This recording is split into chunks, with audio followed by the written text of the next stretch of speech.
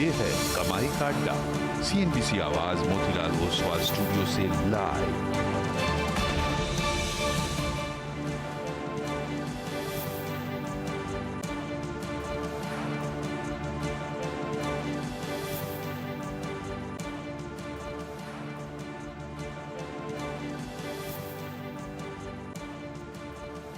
नमस्कार, CNBC आवाज Motilal Oswal studios में आप सभी का स्वागत है। फाइनेंशियल निफ्टी की एक्सपायरी का दिन और मार्केट में हम देख रहे हैं रुझान तेजी का ही बनता हुआ दिखाई दे रहा है। क्या होगी आपकी क्लोजिंग की रणनीति, उस पर करेंगे बातचीत, लेकिन पहले हेडलाइंस। बाजार में कायम है तेजी की रफ्तार। 75 पॉइंट की तेजी के साथ करीब एक महीने की ऊंचाई पर पहुंचा Nifty. HDFC bank, ICICI bank, Infosys और ITC जैसे दिग्गजों में भरा जोश। बैंक निफ्टी और मिड कैप में भी रौनक। फिर निफ्टी एक्सपायरी के दिन NBFCs में अच्छी तेजी, 3% से ज्यादा तेजी के साथ वायदे का टॉप गेनर बना आज कैनफिन होम, साथ ही L&T फाइनेंस, मैक्स फाइनेंशियल में भी खरीदारी, सरकारी कंपनियों में भी रफ्तार। रेलवे शेयरों में ने फिर पकड़ी सुपर फास्ट स्पीड। रेलटेल में 7% से ज्यादा की तेजी, RVNL भी 4% भागा, साथ ही IRCTC और टीटागढ़ में भी रौनक। सुजुकी मोटर को करीब 13,000 करोड़ रुपए के शेयर जारी करेगी मारुति। 10,420 रुपए प्रति शेयर के भाव पर दिए जाएंगे शेयर। गुजरात प्लांट को खरीदने की वजह से इशू होंगे शेयर। कल आएंगे बजाज ऑटो के दूसरी तिमाही के नंबर्स। 15% बढ़ सकता है मुनाफा, मार्जिन में भी सुधार संभव। वहीं करीब 1.5% बढ़ सकता है LTI माइंट्री का डॉलर रेवेन्यू। इंडसइंड बैंक और पॉलीकैब के नतीजों पर भी रहेगी नजर।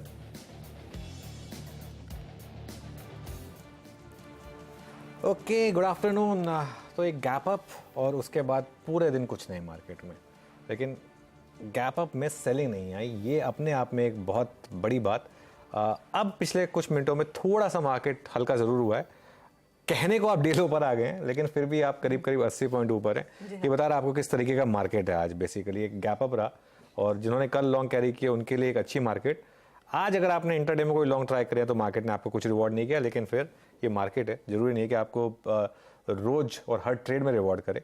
बेसिकली कॉन्फिडेंस जिन्होंने दिखाया इस मार्केट में, पोजिशनल ट्रेड ली, उनके लिए फ़ायदा है।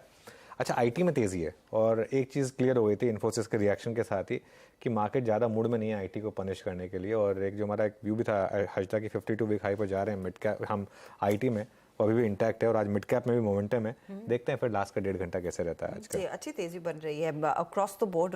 ऑफ कोर्स LTI माइंट्री के नंबर्स अगले हफ्ते, टेक महिंद्रा इस हफ्ते और विप्रो के नतीजे आएंगे और मिड कैप IT में अभी भी कई सारे नतीजों का इंतजार रहेगा, तो उम्मीद तो डेफिनेटली बन रही है। लेकिन आज का डे बहुत इंटरेस्टिंग था अनुज। मुझे याद है सुबह में आप मेंशन कर रहे थे फाइनेंशियल निफ्टी सर्विसेज की एक तो एक्सपायरी उस इंडेक्स की, दूसरी तरफ HDFC बैंक का जो रिएक्शन आना था, फिर बजाज फाइनेंस के नंबर्स का इंतजार है। इस सबके बीच इंडेक्स थोड़ा सा संभलता हुआ दिखाई जरूर दे रहा है, लेकिन यहां से अगर बड़ा मूव आना है तो वो क्या बजाज फाइनेंस के नंबर्स देखने के बाद आएगा या फिर कुछ और ट्रिगर पॉइंट चाहिए होगा? देखिए अर्शिता, एक व्यू मेरा बहुत क्लियर है। आपको याद होगा कल हमने एक लॉन्ग कैरी करने का एक व्यू रखा था मार्केट में कि मार्केट में बॉटम बन चुका है। और जब भी मार्केट में बॉटम बन चुका होता है तो आपको एक चीज़ करनी होती है, आपको लॉन्ग रहना होता है मार्केट में और कैरी करना होता है उसके बाद। अब उसके बाद जैसे आज जैसा दिन है, ऐसे दिन आएंगे जिसमें आपको एक बार गैप अप मिल जाएगा, लेकिन उसका फायदा आपको तभी मिलेगा अगर आप ऑलरेडी इस पोजीशन में होंगे। तो आप ये सोचे कि नहीं मैं गैप अप के बाद खरीदूंगा तो शायद वो फायदा नहीं होगा। अब ये मार्केट मेरे हिसाब से जा रहा है 20,000 और 20,200। आज गैप अप हुआ और उसके बाद कुछ मार्केट ने आपको करके नहीं दिया, लेकिन अगर आप इस मार्केट में लॉन्ग रहेंगे तो ये मार्केट अब ऑल टाइम हाई की तरफ जा रहा है। एक तो रेजिस्टेंस है यहाँ पर, एक तो जो आज का रेजिस्टेंस 19,850 पर है और अब सपोर्ट आपका 19,800 पर है। उसके बाद के लेवल्स की हम बाद में बात करेंगे अगर दोनों तरफ जिस तरफ मार्केट जाएगा तो हाँ, अगर ब्रीच होंगे तो। लेकिन मार्केट न्यू हाइस की तरफ जा रहा है, तो निफ्टी में आपको लॉन्ग रहना है और आपको स्टॉप लॉस आप ट्रेल करते रहना है। अब आपका स्टॉप लॉस ट्रेल करके हो जाएगा 19,750, जो लगातार 950 था, 650 पे आया, आप 750, 100 पॉइंट। अब हर रैली पे आपको अपना स्टॉप लॉस ट्रेल करना है। ट्रिगर कहां से आएगा ये जानना थोड़ा टफ है। रोटेशन होगा मार्केट में, IT स्ट्रांग है, बैंक्स किसी दिन चलेंगे, हो सकता है कि कल बजाज फाइनेंस चल जाए, आज नंबर्स आ रहे हैं उसके बाद। नॉर्मली बजाज फाइनेंस अगले दिन चलता है, तो हो सकता है कल बजाज फाइनेंस चल जाए, ये भी पॉसिबल है। लार्सन एंड ट्यूब्रो 3-4 दिन से कंसोलिडेट कर रहा है, हो सकता है आज थोड़ी सी डिक्लाइन आई लार्सन ट्यूब्रो में, हो सकता है 2 दिन के बाद लार्सन एंड ट्यूब्रो चल जाए। लेकिन मार्केट के पास लीडरशिप आती रहेगी, मार्केट स्ट्रांग है और एक मार्केट जहां पर आप कोई इतनी बैड न्यूज़ आपने एब्जॉर्ब कर ली।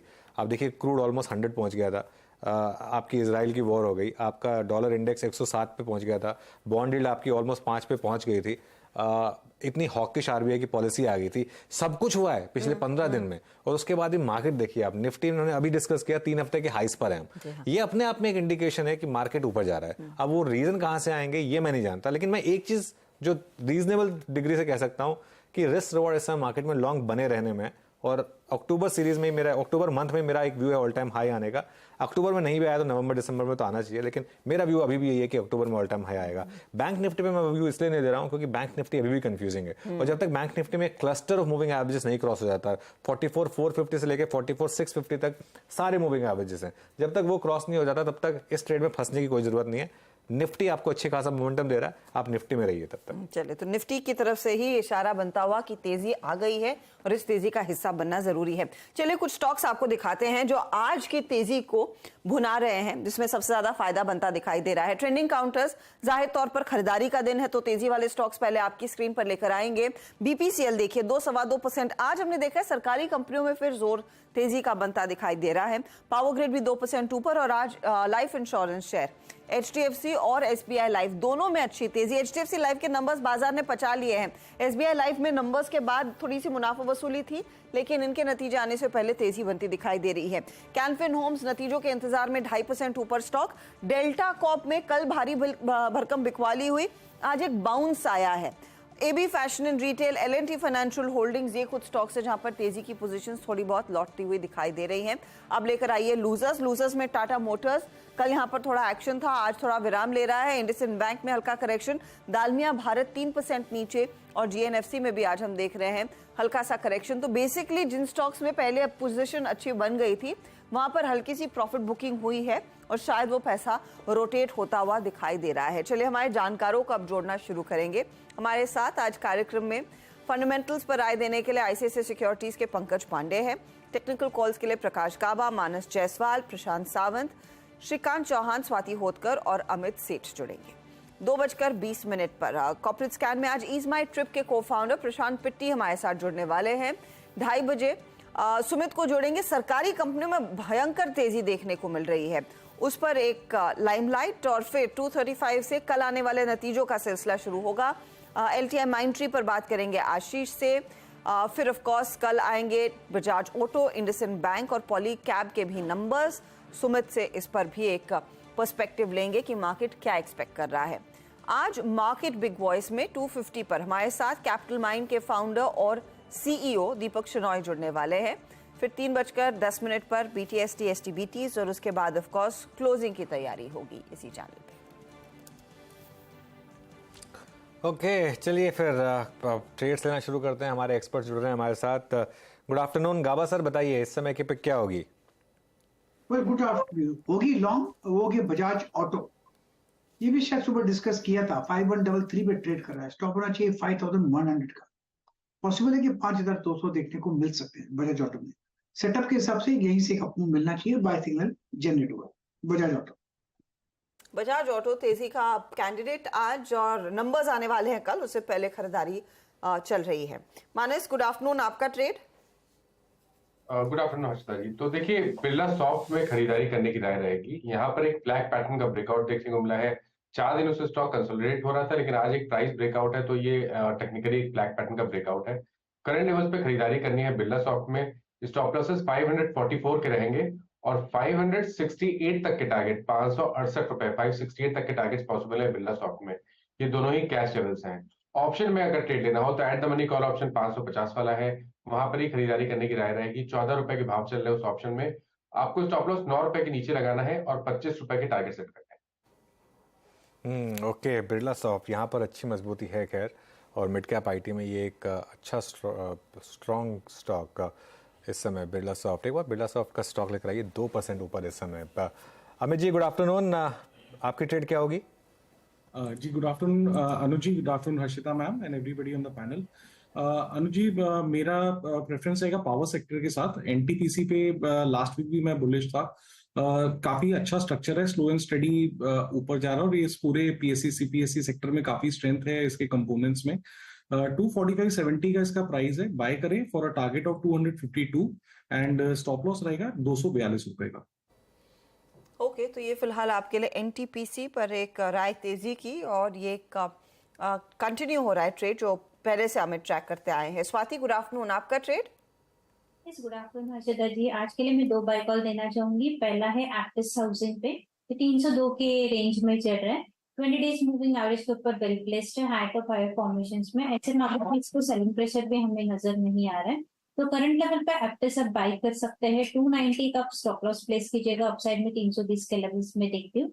सेकेंड बाय कॉल मेरा श्री पुष्कर पे है। श्री पुष्कर पे हम देख रहे हैं कि काफी स्ट्रॉन्ग मोमेंटम रैली हमें काफी दिनों से नजर आ रही है, high top side bottom formation में। इंटरेस्टिंग मूविंग एवरेजेस के ऊपर भी वेल ट्रेड हो रहा है। इंटरेस्टिंग फैक्ट ये भी कि वीकली चार्ट्स पे आप देखोगे तो कप एंड हैटल फॉर्मेशन का ब्रेकआउट देने जा रहा है ये लाइन चार्ट में, तो मुझे लगता है इसमें in coming few trading sessions में काफी अच्छी रैली दे सकता है एटलीस्ट 250 तक के लेवल्स पे। तो करंट लेवल पे आप बाय कीजिएगा, 218 के आसपास चल रहा है। 210 का स्ट्रिक्ट स्टॉप लॉस रखिएगा for immediate target of 240 levels. Okay, चलिए अब पंकज पांडे भी जुड़े हैं हमारे साथ, उनसे बात कर लेते हैं। Pankaj, good afternoon. आपकी स्टॉक पिक पे आऊँ इससे पहले एक व्यू दीजिए अपना HDFC बैंक पर। आपने नंबर्स पढ़े होंगे, क्या व्यू रहा आपका? Hi, good afternoon Anuj, thanks for having me. I think HDFC bank में अगर आप देखिए जो प्री मर्जर इनके जो NIMs थे करीब 4.1 से 4.3% के रेंज में रहते थे, और जो अभी गिर के करीब 3.4 हो चुके हैं। एंड आगे जाके जो एक्सपेक्टेशन है कि करीब 25 से 30 बिप्स जो है आपका इम्प्रूवमेंट एक दो क्वार्टर में आ जाएगा, बिकॉज एक तो आप इंक्रीमेंटल CRR का रिलैक्सेशन मिलेगा, प्लस जो आपके पास में एक्सेस लिक्विडिटी वो आप डिप्लॉय करोगे। एंड आई थिंक बाकी जो इम्प्रूवमेंट है करीब 25 से 30 बिप्स का, हमें लगता है कि वो आगे जाके एक तो कंपनी फोकस करेगी हायर यील्डिंग सेगमेंट में, चाहे क्रेडिट कार्ड हो गया, पर्सनल लोन हो गया, एंड थोड़ा ओपेक्स का बेनिफिट मिलेगा। तो आई थिंक वो बेनिफिट आने में थोड़े आई थिंक 1-1.5 साल लग सकता है, बट वैल्यूएशन काफी अट्रैक्टिव है, करीब 2.1 से 2.2 टाइम फॉरवर्ड पे ट्रेड कर रहा है। तो हमें लगता है कि इसमें 15% का मूवमेंट बिल्कुल आ सकता है, इवन टेक्निकल बाउंस भी आ सकता है। तो दैट वे आई थिंक 15% के लिए बिल्कुल 1-1.5 साल में देखा जा सकता है। But I think near term में जो है वो 25 से 30 बिप्स का ही इंप्रूवमेंट दिख रहा है, बाकी जो 25-30 बिप्स होगा वो बाद में आएगा। तो मेरे हिसाब से जब तक आपका लार्ज कैप में स्कीम्स में इनफ्लो नहीं आता या FI फ्लो पॉजिटिव नहीं होता, तब तक शायद नियर टर्म में स्टॉक ना चले। बट ये जब भी ट्रेंड चेंज होगा, मेरे हिसाब से HDFC बैंक का 15% का अपसाइड बिल्कुल दे सकता है। Okay, by the way market में हल्का सा नॉक आया एकदम से, और निफ्टी जो है वो डे लो पर आया, 19,800 को ब्रीच किया इसने, और इनफैक्ट इंट्राडे चार्ट देखिए आप 19,775 तक भी गया एकदम से, हालांकि फिर अब वापस बाउंस बैक किया 19,800 तक। लेकिन इसमें जो स्टॉक्स रिस्पॉन्सिबल रहे वो ICICI बैंक, एक बार उसका इंट्राडे चार्ट देख लेते हैं। लार्सन एंड ट्यूब्रो में इंट्राडे चार्ट आएगा, और ITC, ये 2-3 स्टॉक्स हैं जो मतलब ऐसा नहीं कि बहुत ज़्यादा कमज़ोर हुए, लेकिन हायर लेवल से थोड़ा फीके पड़े ये, और इसकी वजह से एक थोड़ा सा एक मूव आया, लेकिन अभी भी रिक्लेम भी कर लिया वापस, ऑलमोस्ट 1900 वापस भी आ गए। तो ठीक है, मार्केट कुछ खराबी है नहीं यहाँ पर। लेकिन कुछ और काउंटर्स स्क्रीन पर रखते हैं जहां पर मोमेंटम देखने को मिल रहा है। आपको कल याद है दोपहर में बात हो रही थी कैनफिन होम्स के नंबर्स का इंतजार अभी भी है, और उससे पहले आप देखिए पोजीशनिंग कितनी मजबूत आ चुकी है। 3% का इजाफा स्टॉक में, ओपन इंटरेस्ट एडिशन करीब 12-13% ऊपर, और हमारा अनुमान तो यही है कि ब्याज से आए करीब 296 करोड़, मुनाफा बढ़कर 157 करोड़ के आसपास आएगा। मार्जिन्स में कुछ इंप्रूवमेंट के साइंस आ सकते हैं, लेकिन ये जो पोजीशनिंग नंबर से पहले दिख रही है मानस, इस पर कितना भरोसा किया जाए, क्योंकि ये डे हाई पर ही है स्टॉक। स्ट्रेंथ तो दिख रही है क्योंकि स्टॉक ने 100 डे मूविंग एवरेज पे सपोर्ट लिया, आज 20 से 50 डे मूविंग एवरेज को रीगेन कर लिया है। लेकिन अभी भी जो रेंज बनी है, अगर हम पिछले 2 मंथ की बात करें तो 800 रुपए पे रेजिस्टेंस है, नीचे 725 पे सपोर्ट है, तो अभी विद इन द रेंज है। तो अगर आपको ट्रेड लेना हो तो लॉन्ग साइड पे ट्रेड लेना होगा, लेकिन एक छोटे मूव के लिए ही लेना होगा, बड़े मूव की मैं बात नहीं कर रहा हूँ। लेकिन अगर आप करंट लेवल्स पे खरीदारी कर सकते हैं तो 750 रुपए के स्टॉप लॉस से आप खरीदारी करिए, लेकिन ऊपर की तरफ 785 के आसपास प्रॉफिट जरूर बुक करिए। ओके तो एक इंटरेस्टिंग मूव दरअसल कैनफिन होम्स में आता हुआ। इनफैक्ट लार्जली आप देखिएगा एनबीएफसीज में काफी हरकत देखने को मिल रही है। एल&टी फाइनेंशियल होल्डिंग जैसा काउंटर, जैसे हम हेडलाइन में मेंशन कर रहे थे, मैक्स फाइनेंशियल जैसे ट्रेड्स, ये सब जमे हैं। अमित, मैक्स या एल&टी फाइनेंस पर आपकी कोई राय है इस समय, कोई फ्रेश पर्सपेक्टिव? जी मैम, एल&टी फाइनेंस होल्डिंग का स्ट्रक्चर काफी पॉजिटिव है। यहाँ पे हमने रिसेंटली एक ब्रेकआउट देखा था 5 से 7 दिनों पहले 132 के लेवल पे। उसके बाद स्टॉक एक कंस्ट्रक्टिवली कंसोलिडेट कर रहा था अपने मूविंग एवरेजेस के आसपास, एंड टुडे एक छोटे से ट्रायंगल पैटर्न का ब्रेकआउट हुआ विद अ गैप। इसका स्ट्रक्चर काफी पॉजिटिव लग रहा है। यहाँ पे पोजीशन बनाई जा सकती है। प्राइस 138 का है, स्टॉप लॉस रखेंगे 134 का। मुझे पोजिशनली लगता है 145 से 147 तक के टारगेट्स पॉसिबल है। प्रशांत से ना, ओके चलिए अब एक काम करते हैं, प्रशांत से हमने कॉल नहीं लिया उनका। पंकज सॉरी पंकज से हमने कॉल नहीं लिया उनका। पंकज, आपका स्टॉक पिक इस समय का क्या होगा? सो अनुज, मतलब आई थिंक अगर ओवरऑल हम देखें मिड कैप में, क्योंकि यूनिवर्स छोटा है, करीब 150 स्टॉक है, तो वहां पे ज्यादा अपॉर्चुनिटीज अवेलेबल नहीं है। बट स्मॉल कैप्स में अगर आप देखिए 2017 में करीब 232 कंपनी थी जो 100 करोड़ के ऊपर का प्रॉफिट कमाती थी। अभी वो नंबर लिटरली डबल हो चुका है। तो मेरे हिसाब से लार्ज कैप क्योंकि चले नहीं है वो एक अट्रैक्टिव है, एंड स्मॉल कैप क्योंकि यूनिवर्स थोड़ा बड़ा हो रहा है, तो मेरे हिसाब से वो एक काफी अट्रैक्टिव स्पेस है for to sort of do well. And काफी डाइवर्स सेक्टर्स एंड स्टॉक्स हम देखते आए हैं अब तक। तो जैसे फॉर एग्जांपल भारत इलेक्ट्रॉनिक्स हो गया, एस्टा माइक्रोवेव हो गया डिफेंस में, या फिर एक्साइड इंडस्ट्रीज हो गया आपका ऑटो एंसिलरी में, या फिर मयूर यूनिकोटर्स हो गया, या फिर एनबीएफसीज वगैरह में भी अगर आप देखें, चाहे वो एल&टी फाइनेंस हो, कैनफिन होम्स हो, या some of the cement companies. So Sagar Cement हमें अच्छा लगता है, देन बिरला कॉर्पोरेशन अच्छा लगता है। आई थिंक काफी सारे नाम है अलग अलग सेक्टर में जो कि अच्छे लगते हैं, बिकॉज जैसा मैंने कहा स्मॉल कैप यूनिवर्स बड़ा हो रहा है एंड वहां पे आपको अपॉर्चुनिटी थोड़ी ज्यादा मिल रही है। मिड कैप थोड़ा एक नैरो यूनिवर्स है, तो वहां पे थोड़ी दिक्कत आ रही है क्योंकि वहां पे अच्छी खासी रैली चालू हुई है, तो वहां पे अपॉर्चुनिटीज थोड़ी लिमिटेड है। ओवरऑल हमारा सेंस ये है कि market is headed towards new high, probably 21,000 का level towards this year and आना चाहिए। एंड अच्छी चीज ये है कि देखिए Q1 में जो आपका मार्जिन प्रोफाइल था निफ्टी कंपनीज का करीब 19% था, जो कि 6 क्वार्टर हाई था। लास्ट ईयर Q2 में करीब 14.5% का मार्जिन था, तो आपको एक बेस इफेक्ट की वजह से भी काफी अच्छे नंबर्स दिखने वाले हैं in general. I think geopolitical situation जैसे भी थोड़ी नॉर्मलाइज होती है, तो I think market will leave that in a positive way, and market हमें लगता है कि दिवाली है उसके बाद तक नया हाई बनाएगा। ओके, दिवाली तक एक नया हाई, और ये फिलहाल एक बड़ी अपॉर्चुनिटी मिड और स्मॉल कैप्स में उभर कर आती हुई दिखाई देगी। हम इन एनबीएफसीज का जिक्र कर रहे थे। आज तो biggest of all the GOAT Bajaj finance के नंबर्स आने वाले हैं।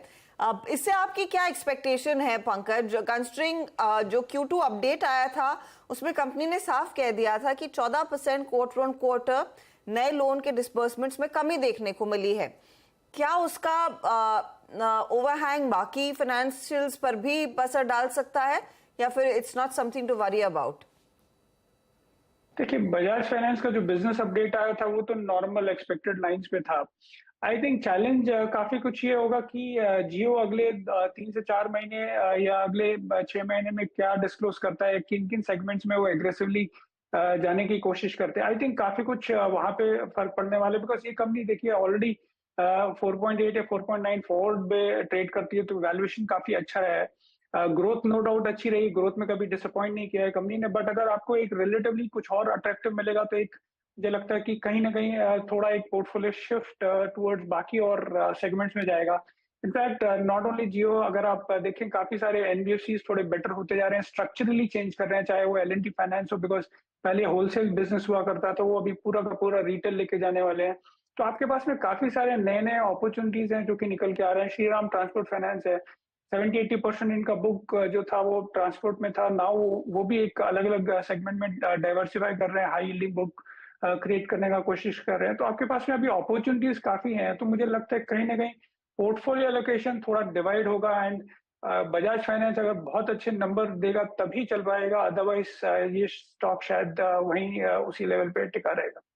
ऑलराइट, चलिए अब एक काम करते हैं, मैनेजमेंट से बात करते हैं। देश में चल रहे क्रिकेट वर्ल्ड कप से ट्रैवल कंपनियों की चमक बढ़ गई है। क्रिकेट मैचेस के चलते हवाई यात्रा और होटल की डिमांड भी काफ़ी बढ़ गई है।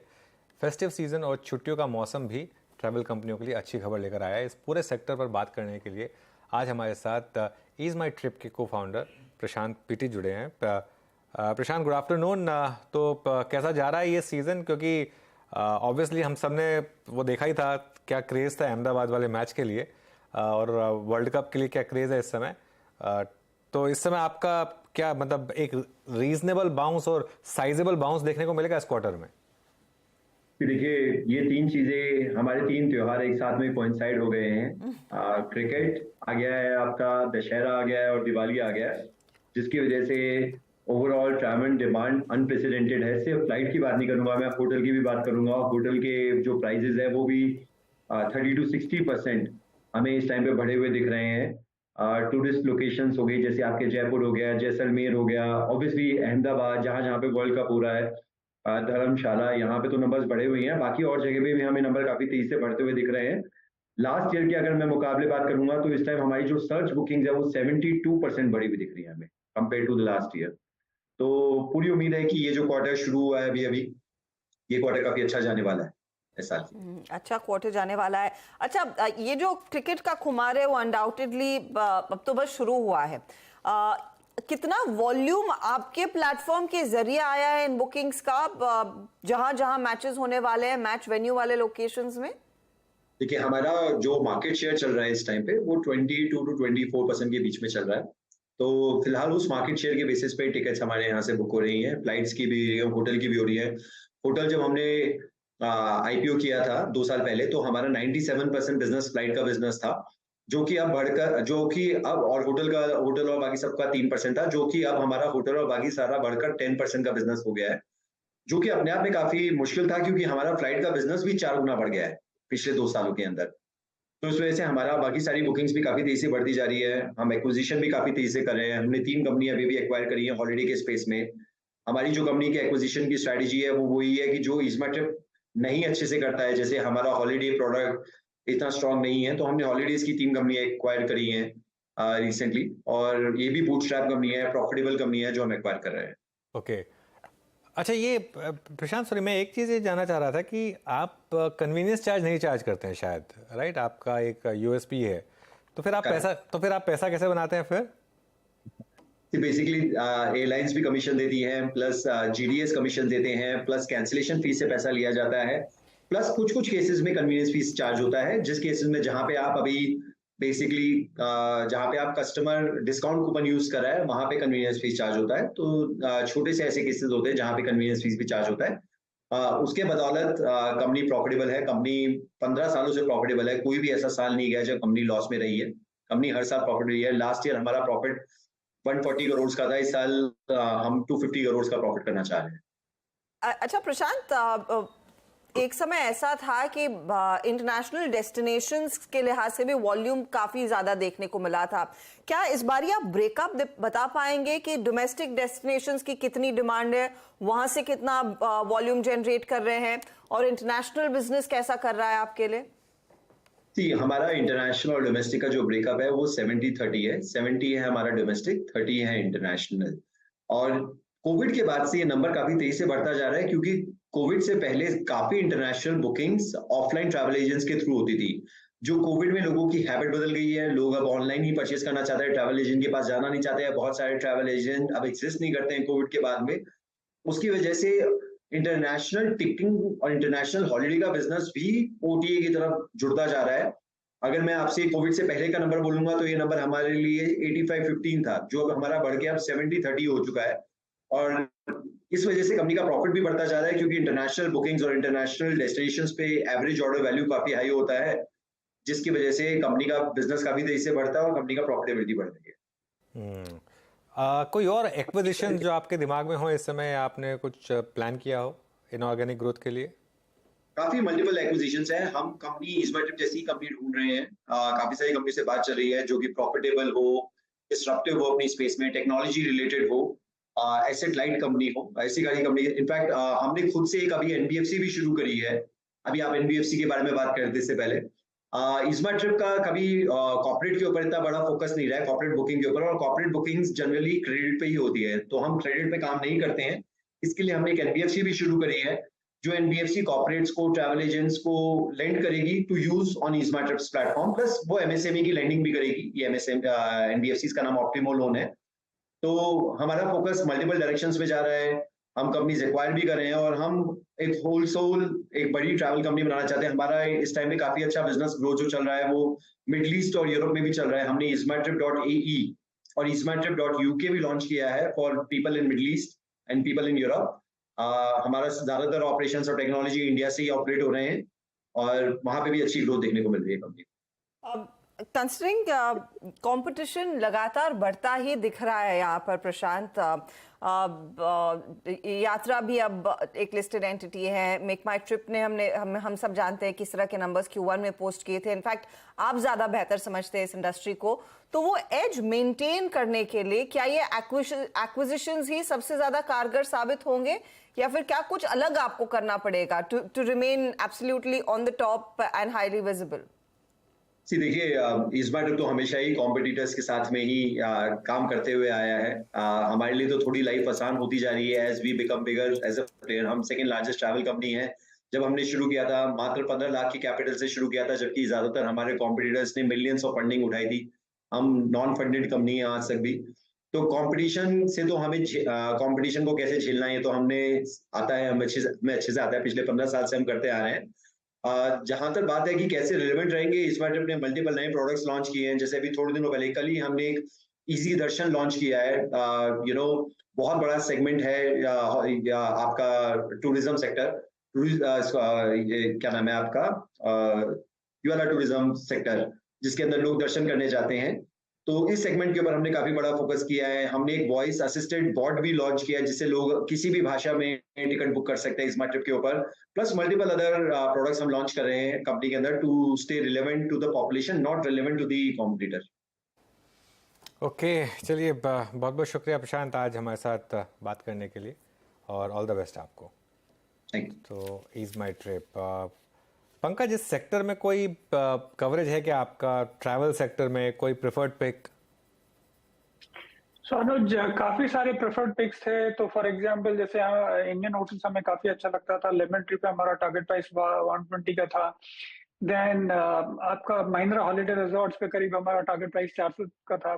बट सैड पार्ट है कि अभी काफी सारे स्टॉक्स चल गए हैं। आई थिंक रिजल्ट के बाद में will have a relook at the overall set of numbers. जैसे मैं हाईलाइट करूं महिंद्रा हॉलिडेज में, अगर आप देखिए इन्होंने 2014 से लेके 20 तक करीब 200 कीज ही ऐड करते थे हर साल। फिर बाद में पिछले 3 सालों में करीब 370 कीज ऐड कर रहे थे। अभी ये कंपनी करीब 1600 कीज ऐड करना चाह रही है अगले 3-4 साल में। तो काफी अच्छे एक्सपेंशन प्लान्स हैं कंपनीज के। प्लस अगर आपके ऑक्यूपेंसी बेटर होगी तो आपकी रिजॉर्ट इनकम अच्छी होगी, रिजॉर्ट इनकम अच्छी होगी तो आपके मार्जिन प्रोफाइल भी काफी बेटर हो सकते हैं। तो काफी सारे पॉसिबिलिटीज हैं for further upgrade. But I think क्योंकि स्टॉक्स में काफी रन अप है तो अभी फ्रेश रिकमेंडेशन तो नहीं है मेरे पास में। बट हाँ, रिजल्ट्स के बाद में definitely will have a look at it.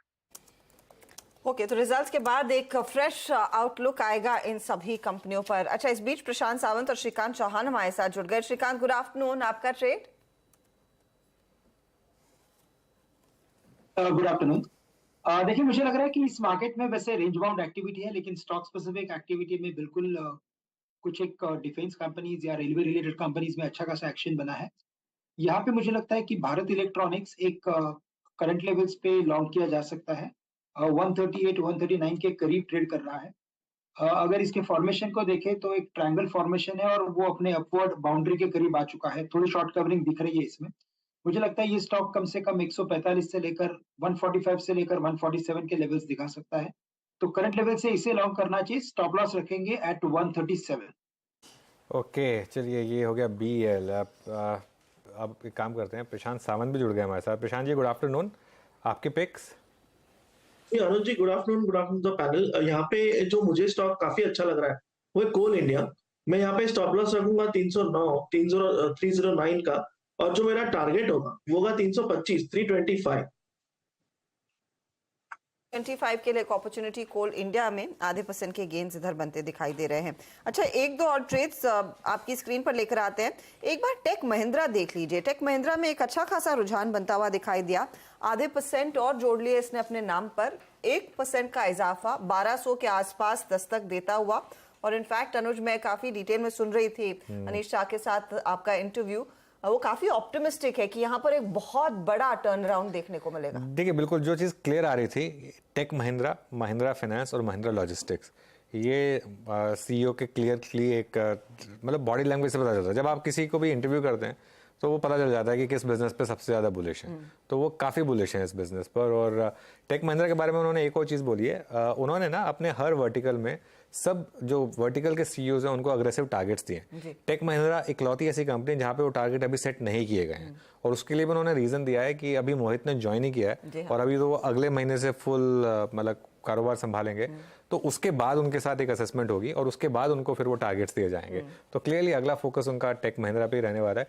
वैसे ही टेक महिंद्रा ना, ये पिछले क्वार्टर में हमारी बात भी हुई थी आज तक, पिछले क्वार्टर के रिएक्शन के बाद क्लियर हो गया था जब एक्सपायरी वाले दिन नंबर्स आए थे कि स्टॉक ने बस गिरना बंद कर दिया था। ये स्टॉक एक्चुअली नंबर से पहले 52 वीक हाई तक गया था, फिर बहुत खराब नंबर्स पे गिरा, उसके बाद इमीडिएटली बाउंस बैक किया। यहाँ बॉटम बन चुका है, जैसे पूरे IT सेक्टर में बन चुका है, यहाँ भी बन चुका है। यहाँ पे एक और चीज फेवर में इनके वैल्यूएशन कंफर्ट है टेक महिंद्रा में compare to other large cap IT। Tech Mahindra, अच्छा, टेक महिंद्रा का मार्केट कैप LTI Mindtree से भी कम है एक्चुअली देखा जाए टेक्निकली, क्योंकि LTI Mindtree का वैल्यूएशन बहुत हाई है, क्योंकि उसमें 2 मिड कैप IT कंपनी थी, उनका प्रीमियम था, और अब तो वो लार्ज कैप बन गई। लेकिन टेक महिंद्रा का वैल्यूएशन काफी सपोर्टिव है, ये भी एक फैक्टर है इसके फेवर में। इनफैक्ट इस पर मैं एक टेक चेक मानस आपसे लेना चाहती हूँ, और फिर जो अनुज ने डिटेल में बातचीत की है महिंद्रा ग्रुप के MD और CEO अनीश शाह से, उसका भी एक अंश आपको सुनाएंगे, लेकिन पहले एक टेक्निकल व्यू आपका मानस। देखिए, टेक महिंद्रा में थोड़ा वेट करना बेहतर रहेगा, क्योंकि स्टॉक अभी तक के लिए तो लोअर टॉप लोअर बॉटम बना रहा है। हालांकि 100 मूविंग एवरेज पे स्टॉक ने सपोर्ट जरूर लिया है, बट इसको नेगेट करने के लिए स्टॉक को कम से कम 1220 के लेवल्स को ब्रीच करना पड़ेगा। जब 1220 के ऊपर निकले तभी यहाँ पर एग्रेसिव होकर खरीदारी करनी चाहिए, अदरवाइज अगर आपके पास लॉन्ग पोजीशन है तो 1180 का स्टॉप लॉस जरूर रखें। अभी आई थिंक वेट करना बेहतर है, ब्रेकआउट पे ही खरीदारी करें। ओके, तो ब्रेकआउट का इंतजार, लेकिन हाँ, ये स्टॉक है जहां पर एक मोमेंटम देखने को मिला है, लॉन्ग टर्म के लिहाज से होल्ड बनता है। अच्छा, उस इंटरव्यू का हमने जिक्र किया और अलग अलग बिजनेसेस पर बात की, लेकिन ऑटो, ट्रैक्टर, एग्री बिजनेस को अलग करने के मुद्दे पर अनीश शाह ने साफ कहा है कि कारोबार की सिनर्जी और शेयर होल्डर की वैल्यू बढ़ाने के लिए M&M ग्रुप हर तरह के विकल्प के लिए तैयार है। ऑटो और ट्रैक्टर या फिर एक एग्री बिजनेस जो है उसको अलग करने का कुछ सोचा आपने मेन M&M में, क्योंकि आप सेल्स डेटा आते हैं आपके, तो एक पैसेंजर व्हीकल्स का अलग सेल्स डेटा आता है और ट्रैक्टर्स का अलग से सेल्स डेटा आता है। क्या एक विचार है कि दोनों को अलग अलग लिस्ट किया जाए? ऐसा कभी आगे जाकर ग्रुप लेवल पे थिंकिंग है क्या ऐसा कभी? It depends on what is value creating for shareholders. So we have been public in saying that for us nothing is off the table, but right now the focus is on winning in all our markets. There is a lot of synergy also in having them together, because when we make purchases, a purchase organization has a lot more heft purchasing together. So we will look at all the synergies, see what can be retained if we do look at other options from a structure standpoint, and then see what is the best outcome from a shareholder standpoint. मैं इसलिए पूछ रहा हूँ क्योंकि for example अभी Escorts को Kubota ने acquire किया और उसके बाद हमने एक जबरदस्त री रेटिंग देखी है वहाँ पर। ऑब्वियसली महिंद्रा एंड महिंद्रा का प्रोफाइल बेटर है मार्केट शेयर को लेकर भी, रेवेन्यू को लेकर भी। तो एक कहीं ना कहीं एक ये सवाल उठता है कि अगर दोनों सेपरेटली लिस्ट होंगे तो शायद वैल्यूएशन ज़्यादा अच्छी मिलेगी। See, our focus is long term. We are building businesses for the long term. We are creating value for the shareholders long term as well. So whatever is good for the shareholder from a long term perspective is what we will do. Okay, चलिए ये पूरा interview खैर अब आप हमारे digital platform पे भी देख सकते हैं और इसको हम रिपीट भी करेंगे, लेकिन एक काम करते हैं, अब एक और सेट ऑफ स्टॉक्स की बात करते हैं। पिछले एक महीने में ऑब्वियसली कुछ PSU कंपनियों में ज़बरदस्त पैसा बना है, जैसे कि कुछ कंपनियां 82% तक भागी हैं एक महीने में। लेकिन इसमें एक चीज़ है जो आपको ध्यान रखनी है, इनमें से कई कंपनियों का फ्लोटिंग स्टॉक बहुत कम है और ये जो रैली आ रही है इसमें फंसने का रिस्क है। तो सुमित के पास चलते हैं और जानते हैं कि किन कंपनियों में रैली आई और कहाँ सबसे कम फ्री फ्लोट है। तो सुमित, गुड आफ्टरनून, बताइए। Good afternoon. देखिए आज तमाम पीएसयू कंपनीज आपकी स्क्रीन पर पहले वो नाम आएंगे जहां पर अच्छा मूव है। 82% तक के मूव, ये जो पीएसयू की अभी बात हो रही थी इसमें, तो एक महीने में कई सारी सरकारी कंपनियां हैं जिनमें ज़बरदस्त मूव आया है। इनफैक्ट 50% ऑन एन एवरेज यहाँ पर मूव आता हुआ दिखाई पड़ा है और कुछ सरकारी कंपनियां तो 80-85% तक चली हैं।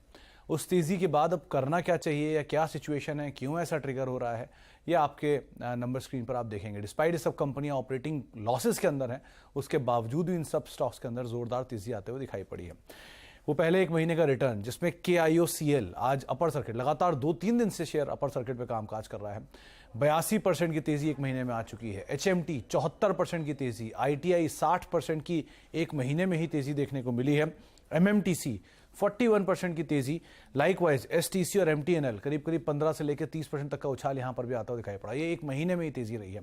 इनके फाइनेंशियल आपकी स्क्रीन पर आएंगे FY 23 के नंबर, जहां पर ये तमाम कंपनियों की मार्केट कैप के लिहाज से KIOCL 29,000 करोड़ की मार्केट कैप, 164 करोड़ का ऑपरेटिंग लॉस। HMT 2400 करोड़ की मार्केट कैप और करीब 94 करोड़ का ऑपरेटिंग लॉस।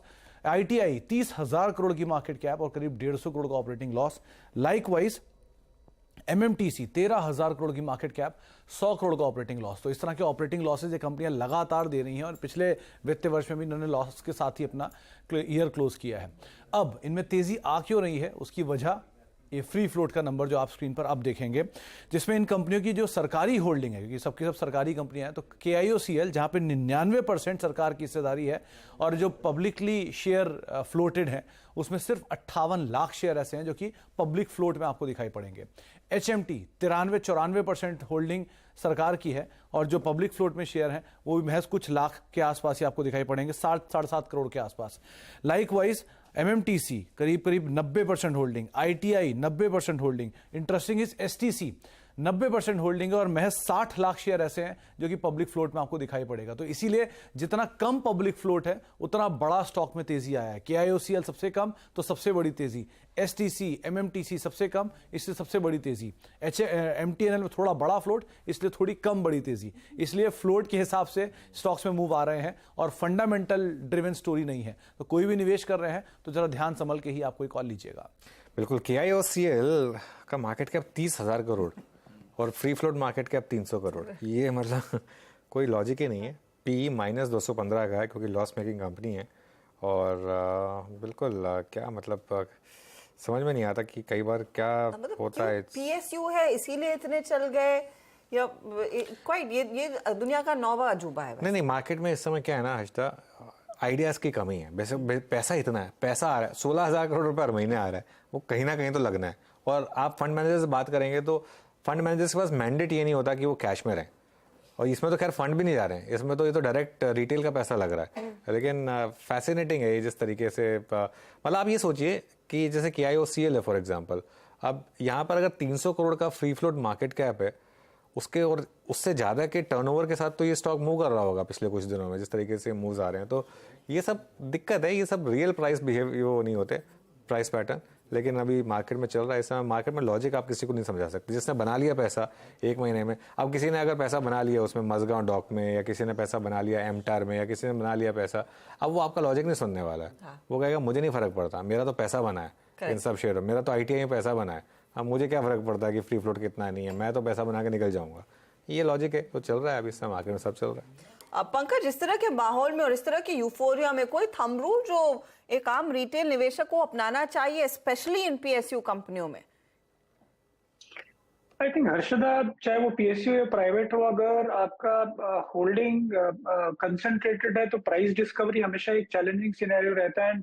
ये stock generally more prone to manipulation होते हैं एंड उसकी वजह से काफी आई थिंक यहीं पे एक समझदारी की बात आनी चाहिए कि आप देखिए डिलीवरी वॉल्यूम्स है या नहीं है, प्लस फंडामेंटल्स वगैरह है या नहीं, कंपनी ने कंसिस्टेंटली कुछ टर्नओवर जनरेट किया है, प्रॉफिट जनरेट किया है, डिविडेंड पे किया है।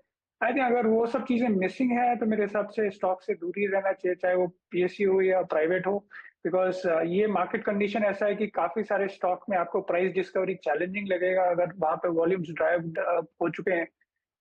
तो ये आई थिंक कुछ आपके लैंडमाइंस हैं जो कि आई थिंक वहां पे इन्वेस्टर्स को बच के रहना चाहिए। ओके, चलिए एक काम करते हैं, फटाफट 4 का चौका एड्रेस करते हैं, उसके बाद कुछ अर्निंग्स प्रीव्यू करेंगे। तो सबसे पहले प्रशांत सावंत जी आपके पास आ रहे हैं सस्ता ऑप्शन ट्रेड के लिए, बताइए क्या ट्रेड रहेगा? जी अनुज जी, ऑटो सेक्टर में मुझे मारुति काफी अच्छा लग रहा है और इसकी जो 10,700 10,700 स्ट्राइक प्राइस की जो कॉल ऑप्शन है करीबन 130-32 पे ट्रेड कर रही है। तो यहाँ पे मेरा रिकमेंडेशन होगा बाय का। स्टॉप लॉस होगा 68, 70 के जस्ट नीचे। जो टारगेट में देख रहा हूँ वो होगा 220 to 20 का। और 10,200 की कॉल मारुति वाली आपको लेकर चलनी है। ये फिलहाल आई बेग योर पार्डन 10,700 की कॉल और 200 टारगेट है, 132 यहाँ पर करंट प्राइस है इसका। श्रीकांत, आपका एफएनओ सुपरस्टार? तो एफएनओ सुपरस्टार के लिए मुझे लग रहा है कि एमएफएसएल मैक्स फाइनेंशियल सर्विसेज यहाँ पे लॉन्ग की पोजीशंस बनाई जा सकती है। ओपन इंटरेस्ट में भी इजाफा हुआ है। टेक्निकल फॉर्मेशन देखिए तो वहां पे भी इसने करेक्टिव फॉर्मेशन को कंप्लीट कर लिया है और उसके बाद का एक स्विंग रिवर्सल बना है। करंट लेवल से 938 939 में लॉन्ग करे, टारगेट्स रखे यहाँ पे 970 के और स्टॉप लॉस हम रख सकते हैं एट 924। तो 924 के स्टॉप लॉस के साथ एमएफएसएल को लॉक करें। एमएफएसएल मैक्स फाइनेंशियल। चलिए अब मानस के पास चलते हैं चार्ट का चमत्कार के लिए। मानस, देखिए चार्ट के चमत्कार के लिए एसआरएफ पे मेरा ध्यान है, जहां पर स्टॉक ने इनवर्स रेंजियल पैटर्न का ब्रेकआउट दिया है, 20 डे मूविंग एवरेज के ऊपर निकला है। तो एसआरएफ पे खरीदारी करनी है। स्टॉप लॉसेस 2255 के रहेंगे। 2255 के स्टॉप लॉस से आप एसआरएफ में खरीदारी कर सकते हैं। ऊपर की तरफ 2325 2325 तक के टारगेट्स पॉसिबल हैं। ऑप्शन में अगर ट्रेड लेना हो तो 2280 वाला कॉल ऑप्शन जो 40 रुपए का ट्रेड हो रहा है, वहां पर आप खरीदारी कर सकते हैं। 29 रुपीज का स्टॉप लॉस लगाइए, 60 रुपए टारगेट सेट करिए। ओके, एसआरएफ में एक इंटरेस्टिंग व्यू बनता हुआ तेजी की तरफ ही ट्रेड है। पंकज, आपका मिड कैप फंडा? तो हर्षदा, मैं मयूर यूनिकोटर्स रेकमेंड करना चाहूंगा with the target price of 700। देखिए 2018 से 2023 के बीच में कंपनी में कोई ग्रोथ नहीं थी। टॉप लाइन ग्रोथ करीब 5-6% की थी, प्रॉफिट ग्रोथ कुछ थी नहीं। बट ओवरऑल अगर आप कंपनी की प्रोफाइल देखें तो काफी बेटर है। इसका जो ये कंपनी टेक्निकल टेक्सटाइल डोमेन में ऑपरेट करता है एंड लार्जली आर्टिफिशियल लेदर बनाता है एंड 50 से 60% जो सेल्स है वो ऑटो ईएम्स को जाता है, जिसमें मारुति से लेके सारे बड़े नाम आते हैं। प्लस करीब 20 से 30% ये फुटवेयर कंपनीज को सप्लाई करता है। आगे जाके हमें क्या लगता है कि जो इसका एक्सपोर्ट सेगमेंट है जो कि 20% ऑफ सेल्स है, वहां पे इसको काफी सारे अप्रूवल्स मिले हैं फॉरेन ओईएम से एंड ये सेगमेंट मार्जिन प्रोफाइल के हिसाब से भी काफी बेटर रहता है। तो करीब 160 करोड़ का इनका टर्नओवर था FY23 में, जो कि हमें लगता है कि आगे जाके बढ़ के करीब 600 करोड़ हो जाएगा। इसकी वजह से जो कंपनी का जो ओवरऑल टर्नओवर ग्रोथ होगा करीब 17.5% होगा, मार्जिन प्रोफाइल भी बेटर होगा, तो उसकी वजह से प्रॉफिट ग्रोथ करीब 22% के हिसाब से रहेगा। कंपनी डेट फ्री है, तो ओवरऑल हमें लगता है कि इसको 20 का मल्टीपल मिलना चाहिए, जहां से इसका टारगेट प्राइस करीब 700 निकल के आता है। ऑलराइट, चलिए अब चारों के चारों ट्रेड्स रिकैप करते हैं आपके लिए। सबसे पहले प्रशांत सावंत ने मारुति सुजुकी 10,700 की कॉल यहाँ पर, 220 के टारगेट, 68 रुपये का स्टॉप लॉस यहाँ पर। उसके बाद श्रीकांत चौहान ने एफएनओ सुपरस्टार में लिया है मैक्स फाइनेंशियल, 970 के टारगेट और 924 का आपको लगाना है यहाँ पर एक स्टॉप लॉस। मानस जायसवाल की पिक है एसआरएफ, 2325 के टारगेट और 2252 का स्टॉप लॉस। और मयूर यूनिकोटर्स ये है इस समय पंकज पांडे जी की पिक। चलिए अब आते हैं अर्निंग सीजन पर। कल निफ्टी की 3 कंपनियों के नंबर्स आएंगे, बजाज ऑटो, इंडसइंड बैंक और LTI माइंट्री, साथ ही पॉलीकैब और बंधन बैंक जैसी 6 कंपनियों के नंबर्स आएंगे। पहले LTI माइंट्री की बात करते हैं और आशीष जुड़ गए हैं इसके एस्टिमेट्स के लिए। आशीष, गुड आफ्टरनून। हाय, गुड आफ्टरनून। लास्ट टाइम जब ये नंबर्स आए थे तो मैं ऐसे देख रहा था, एग्जैक्टली बाजार बंद होने के बाद 337 के आसपास। तो हो सकता है कल भी बाजार बंद होने के बाद ये नंबर्स आ रहे होंगे। एक्सपेक्टेड क्या है, वो एक्सपेक्टेशन स्क्रीन पर रख दी है, चाहे वो रुपए में आए हो, डॉलर में आए हो या constant currency Q on Q revenue growth. Constant currency में एक्सपेक्ट कर रहे हैं 0.25% का उछाल। और ध्यान रखिएगा, इससे पिछला क्वार्टर जिससे हम कंपेयर कर रहे हैं तब एकदम फ्लैट क्वार्टर था LTIM के लिए। उस समय कांस्टेंट करेंसी में केवल 0.1% का उछाल था। तो उस फर्स्ट क्वार्टर से कुछ ग्रोथ, कुछ मोमेंटम पिकअप होता हुआ नजर आएगा। मार्जिन 16.7% वाले तिमाही दर तिमाही घट के 15.5% पे आएंगे, यानी कि 120 बेसिस पॉइंट्स का दबाव। लार्जली इसीलिए क्योंकि कर्मचारियों का जो वेतन में बढ़त हुई है वो एडजस्ट हो रही होगी इस बार अकाउंट्स में, तो उसका खामियाजा 80-90 बेसिस पॉइंट सिर्फ कर्मचारियों के वेतन बढ़ने के चलते इंपैक्ट होगा। हाँ, ये मार्जिन घटकर पहुंच रहे हैं 15.5% पे, और इस कंपनी की गाइडेंस ईयर एंड की खड़ी हुई मार्जिन की 17 से 18% पे। तो क्या ये मैनेजमेंट ये कंपनी गाइडेंस जस की तस बरकरार रखती है, कुछ डाउनवर्ड रिवाइज करती है, उस पर ध्यान दीजिएगा। मुनाफा तिमाही दर तिमाही करीब 2% गिरेगा। जो टोटल कॉन्ट्रैक्ट वैल्यू, क्योंकि अब तक जितने नंबर्स आए उसमें टीसीवीज हाईलाइट थी, औसत से कहीं ज्यादा टीसीवीज बैक कर रहे थे।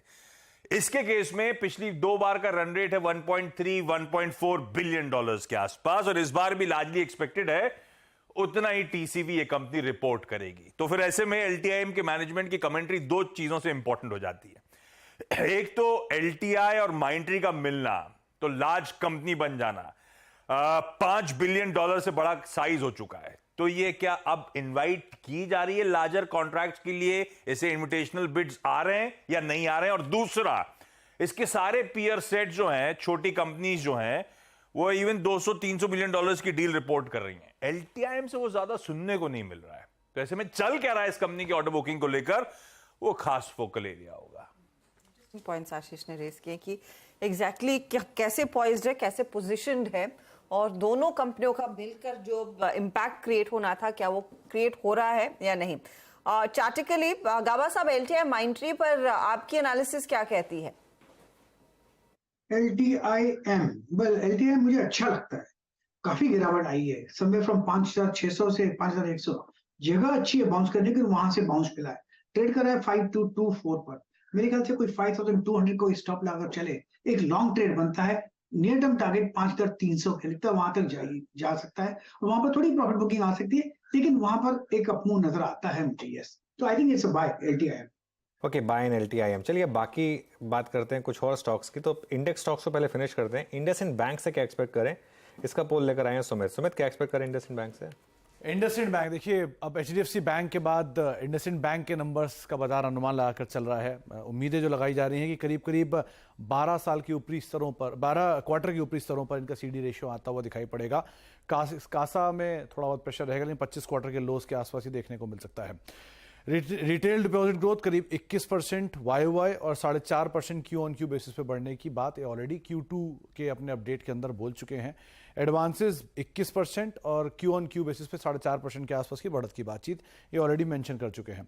अब आते हैं नंबर्स के ऊपर। तो ये पोल जो कहता है करीब 5,008 करोड़ रुपए के आसपास का कंपनी बैंक का NII रहेगा, जो कि 16.5% के आसपास बढ़ने का अनुमान है YOY बेसिस पर, और Q-on-Q बेसिस पे भी करीब 3% के आसपास की बढ़त यहाँ देखने को मिल सकती है।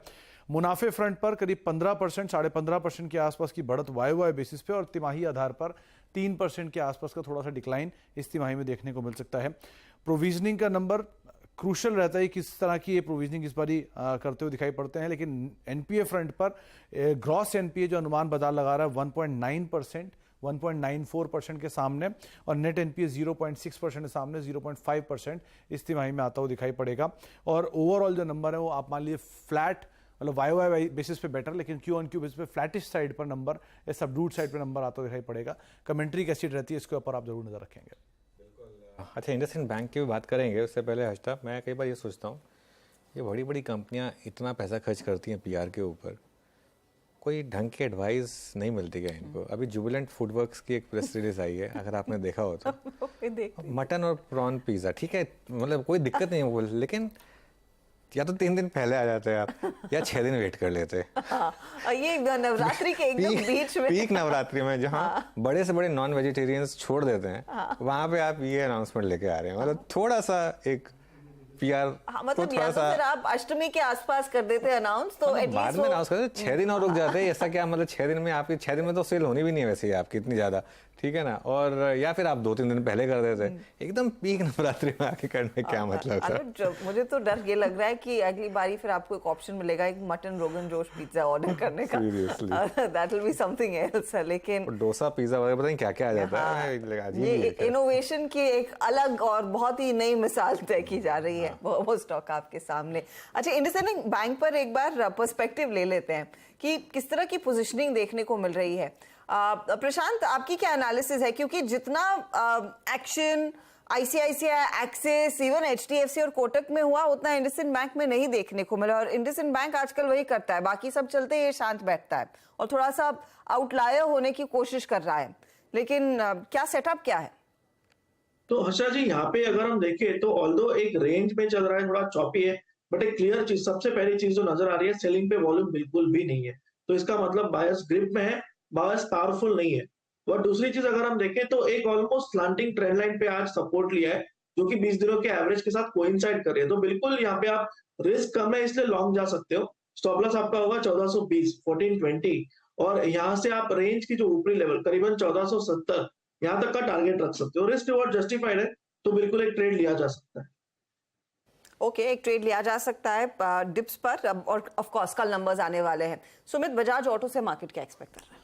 बजाज ऑटो पहला टू व्हीलर्स के नंबर आने वाले हैं तो बहुत कुछ टोन सेट करेगा। जैसे C8 के नंबर ने टोन सेट कर दी अपोलो टायर और MRF के लिए, वैसे आप बजाज ऑटो पे भी ध्यान देंगे। एक मिक्स बैग ये क्वार्टर के अंदर आप अनुमान लाकर चलेंगे, जहां पर रेवेन्यूज करीब 10,931 करोड़ रुपए, 7% के आसपास की बढ़त की बात। मुनाफा करीब 15% बढ़ने का अनुमान है, 1785 करोड़ रुपए का एक मुनाफा रहने का अनुमान इस तिमाही में। ऑपरेटिंग प्रॉफिट मार्जिन 19.5% जो कि 17.5% के सामने आएंगे। और एबिटा फ्रंट पे करीब 21% की बढ़त, 2128 करोड़ का एबिटा 1758 करोड़ रुपए के सामने ये एबिटा आने का अनुमान बाजार लगा रहा है। तो वाई बेसिस पे आपको ये नंबर थोड़े बेटर दिखाई पड़ेंगे। वॉल्यूम्स का नंबर थोड़ा सा प्रेशर में रहेगा, करीब 8.5% वाई बेसिस पे वॉल्यूम गिरने का अनुमान है। 10.54 लाख यूनिट के आसपास रहेगा, जो कि 11.5 लाख यूनिट के सामने ये नंबर देखने को मिलेगा। लेकिन प्राइस हाइक लिया तो रियलाइजेशन बेटर, तो मार्जिन को सपोर्ट वहां से आता हुआ दिखाई पड़ जाएगा। वाई बेसिस पे मार्जिन एक्सपैंड करेंगे क्योंकि कमोडिटी प्राइसेस नीचे आए थे और प्राइस हाइक लिया तो उसका एक बेनिफिट है। और Q-on-Q बेसिस पे वो सेम रहेंगे, 19.5% के पिछले क्वार्टर में थे, इस बार भी 19% के आसपास रहने का अनुमान बाजार लगा रहा है। यहाँ से इनका जो सीजन शुरू होता है वो बहुत स्ट्रांग होता है, नवरात्रि के बाद से पिकअप आता है second half of financial year में। तो क्या ये डिटेल बोलते हैं उसको लेकर, कैसी कमेंट्री आती है, वो पार्ट को बाजार बहुत ही क्रूशली कीनली वॉच करेगा। बिल्कुल। प्रशांत जी, आपका क्या व्यू होगा बजाज ऑटो पर टेक्निकली इस समय? यहाँ पे अनुज जी, चार्ट काफी बेहतर लग रहा है। सबसे अहम बात जो नजर आ रही है वो ये है कि इसने थ्रू आउट पिछले कई महीनों से 20 दिनों के एवरेज को ब्रेक नहीं किया है, वहां पे सपोर्ट लेके अच्छे से बाउंस करा है, जो एक इनहेरेंट स्ट्रेंथ दिखा रहा है। दूसरी बात, एक स्क्वीज फॉर्म हुई है, तो जिसके बाद एक अच्छी मूव आती है। तो मेरे हिसाब से जो भी पोजीशन हो, रिजल्ट है तो फ्रेश बाय करना थोड़ा रिजल्ट के बाद ही बेहतर होगा। बट जिनके पास पोजीशन हो वो 5075, 5075 स्पॉट के स्टॉप लॉस से बने रह सकते हैं। और मुझे लग रहा है एक बार नतीजे आ जाए उसके बाद आप फ्रेश पोजीशन भी ले सकते हो। स्टॉक का चार्ट डेफिनेटली स्ट्रांग लग रहा है। इंडेक्स कंपनी हो गई सारी, लेकिन सबसे ज्यादा इंतजार मुझे जिस नंबर का रहेगा वो है पॉलीकैब, क्योंकि जिस तरीके का ये प्राइस बिहेवियर है, मार्केट ने एक बिल्कुल जैसे कहते हैं ना प्राइसिंग इन द मून। लेकिन सुमित, नंबर्स में क्या एक्सपेक्ट करें? देखिए, इस बार पहले से बाजार एक्सपेक्ट करके चल रहा है। पिछली बार कोई एक्सपेक्टेशन नहीं थी और उसके सामने कंपनी नंबर दिए थे रोबस्ट, तो बाजार ने बहुत स्ट्रांगली रिएक्ट किया था। इस बारी की कहानी अलग है, इस बारी बाजार अनुमान भी लगाकर चल रहा है और उसके सामने स्टॉक रिएक्ट कर रहा है। तो 4068 करोड़ रुपए का रेवेन्यू और 403 करोड़ रुपए का एक मुनाफा, ये नंबर बाजार ने ऑलरेडी मुनाफे के तौर पर देखा हुआ है। मार्जिन के बेसिस में 13.5% के आसपास का एक मार्जिन का नंबर रहेगा और एबिटा फ्रंट पे 428 करोड़ के सामने 550 करोड़ रुपए का एक एबिटा कंपनी पोस्ट कर सकती है इस तिमाही में। तो ऐसा एक अनुमान है, बेटर साइड पर नंबर है। लेकिन Q-on-Q ऑलरेडी हाई बेस पर नंबर आएंगे, तो Q-on-Q बेसिस पे आप नंबर्स का ध्यान रखिएगा। वाई तो वैसे अच्छे नंबर रहने की बातचीत है। केबल वायर सेगमेंट में डबल डिजिट वॉल्यूम ग्रोथ की बातचीत है। FMEG कारोबार यानी कि फैन जिसकी बिक्री बेहतर रहेगी, लाइटिंग के कारोबार के अंदर थोड़ा सा सबड्यूड नंबर रहेगा। इनके विज्ञापन खर्च बढ़ा है, इन्होंने अपनी रीब्रांडिंग की है, नया लोगो वगैरह लिया है, तो उसकी वजह से थोड़ी input cost, advertisement cost higher side पर रहेगी, उसका इम्पैक्ट मार्जिन पर रहेगा। लेकिन अदरवाइज जो नंबर्स है बॉटम लाइन के ऊपर वो थोड़े बेटर साइड पे ही दिखाई पड़ रहे हैं। बट Q-on-Q बेसिस पे हाई बेस के सामने नंबर है, तो उसको जरूर ध्यान रखिएगा। सुमित, बहुत बहुत शुक्रिया। चलिए एक काम करते हैं, एक छोटा सा ब्रेक ले लेते हैं, उसके बाद पॉलीकैब को भी एड्रेस करेंगे और मार्केट को भी एड्रेस करेंगे। दीपक शिनॉय जुड़ेंगे हमारे साथ बिग मार्केट वॉइसेस में। Welcome back. और अब बिग मार्केट वॉइसेस में हमारे साथ कैपिटल माइंड के फाउंडर और CEO दीपक शिनॉय जुड़ गए हैं। दीपक, गुड आफ्टरनून। पहला सवाल, आज सुबह से जो आपने ट्वीट किया जो काफ़ी वायरल हुई, HDFC बैंक पर जो आपने एक नंबर्स पर एक कमेंट किया कि काफ़ी कंफ्यूजिंग नंबर्स हैं, तो पहले तो उसी पर आपसे बात हो जाए कि क्यों आपको लगा कि कंफ्यूजिंग नंबर्स हैं और आपका खुद का एनालिसिस क्या कह रहा है इस समय? तो इस बार एक्चुअली अनुज ये हुआ है कि रिपोर्ट्स में जो देखने को आया है वो है कि HDFC बैंक ने अपने प्रॉफिट्स को 51% इंक्रीज किया। एक्चुअली वो है नहीं ऐसा। पिछले साल HDFC और HDFC बैंक अलग कंपनीज थे और अब उनका वो मर्जर हुआ है। ये पहला क्वार्टर है जिसमें मर्जर के बाद रिजल्ट्स आए हुए हैं। तो ऑब्वियसली अगर आप दो कंपनीज को मर्ज कर दे तो उनकी रेवेन्यू बढ़ेगी और HDFC भी काफी इंडिपेंडेंटली काफी रेवेन्यू कमाती है और कमाती थी, और उसकी जो सब्सिडियरीज हैं जैसे HDFC HDFC लाइफ है, उनके भी रेवेन्यूज HDFC में पहले जुट जाया करते थे, अभी साथ मिला के सब HDFC बैंक में। अगर आप इसको थोड़ा सा डिकोड करें कि अच्छा एक्चुअली दोनों का साथ में रेवेन्यू कितना था और जो प्रॉफिट्स थे कितने थे और अब उनके प्रॉफिट्स कितने हैं, एक्चुअली उनका इंक्रीज सिर्फ 10 या 11% के बीच में हुआ है। कि आप अर्निंग्स पर शेयर, क्योंकि वो जो शेयर का मर्जर हुआ है HDFC बैंक के का शेयर कैपिटल जो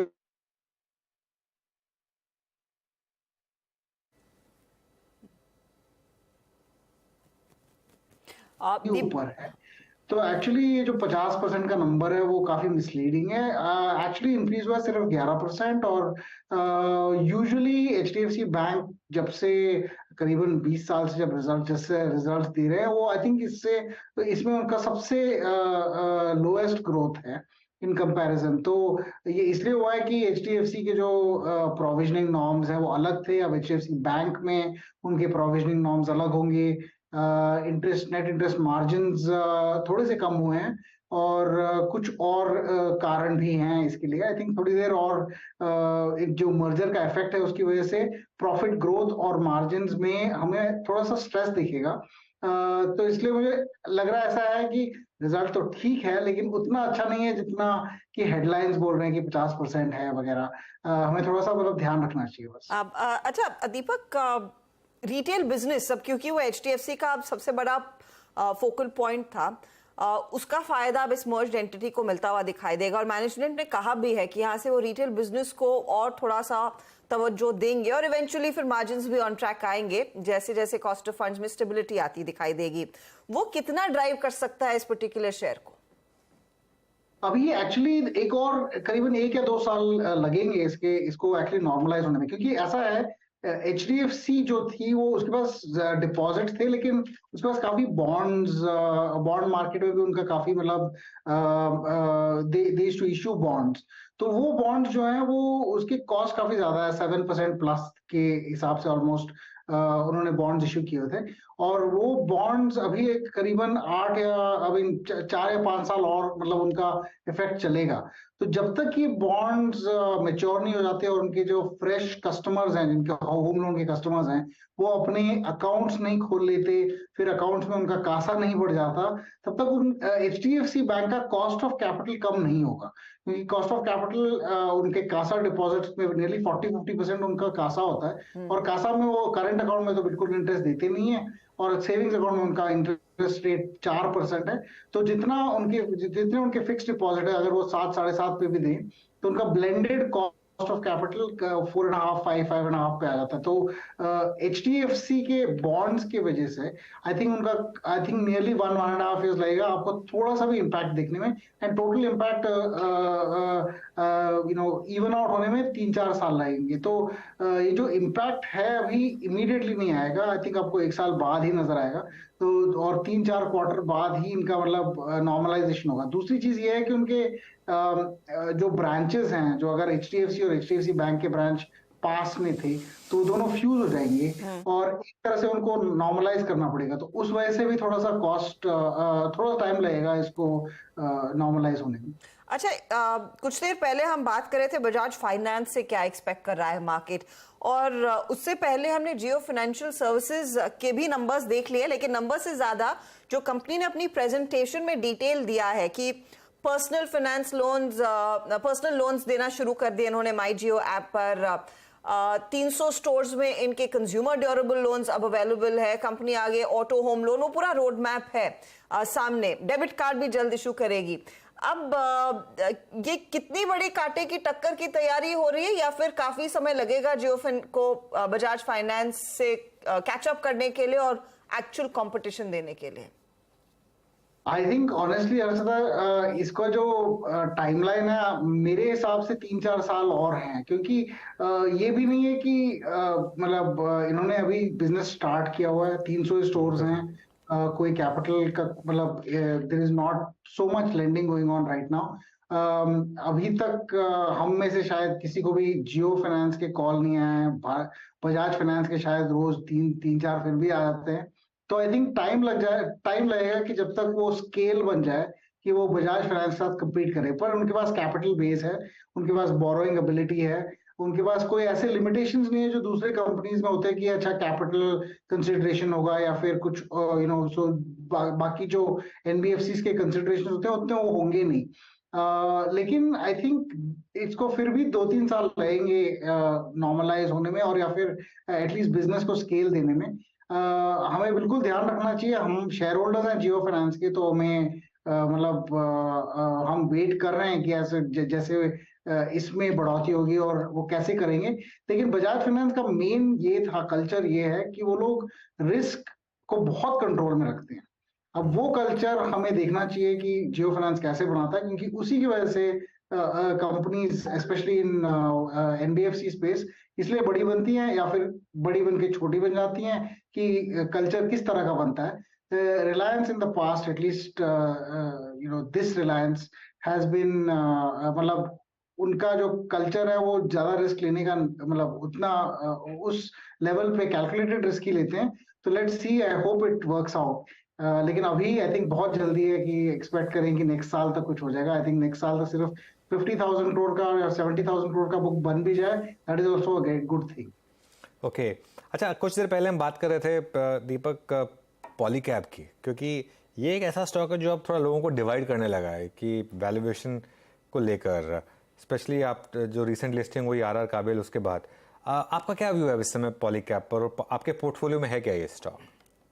हाँ, ये हमारे एक one of our portfolios has it. I think उसमें एक तो price has increase quite a bit, I think उसकी वजह से भी डिस्कशंस काफी हो गई कि वैल्यू है कि नहीं है।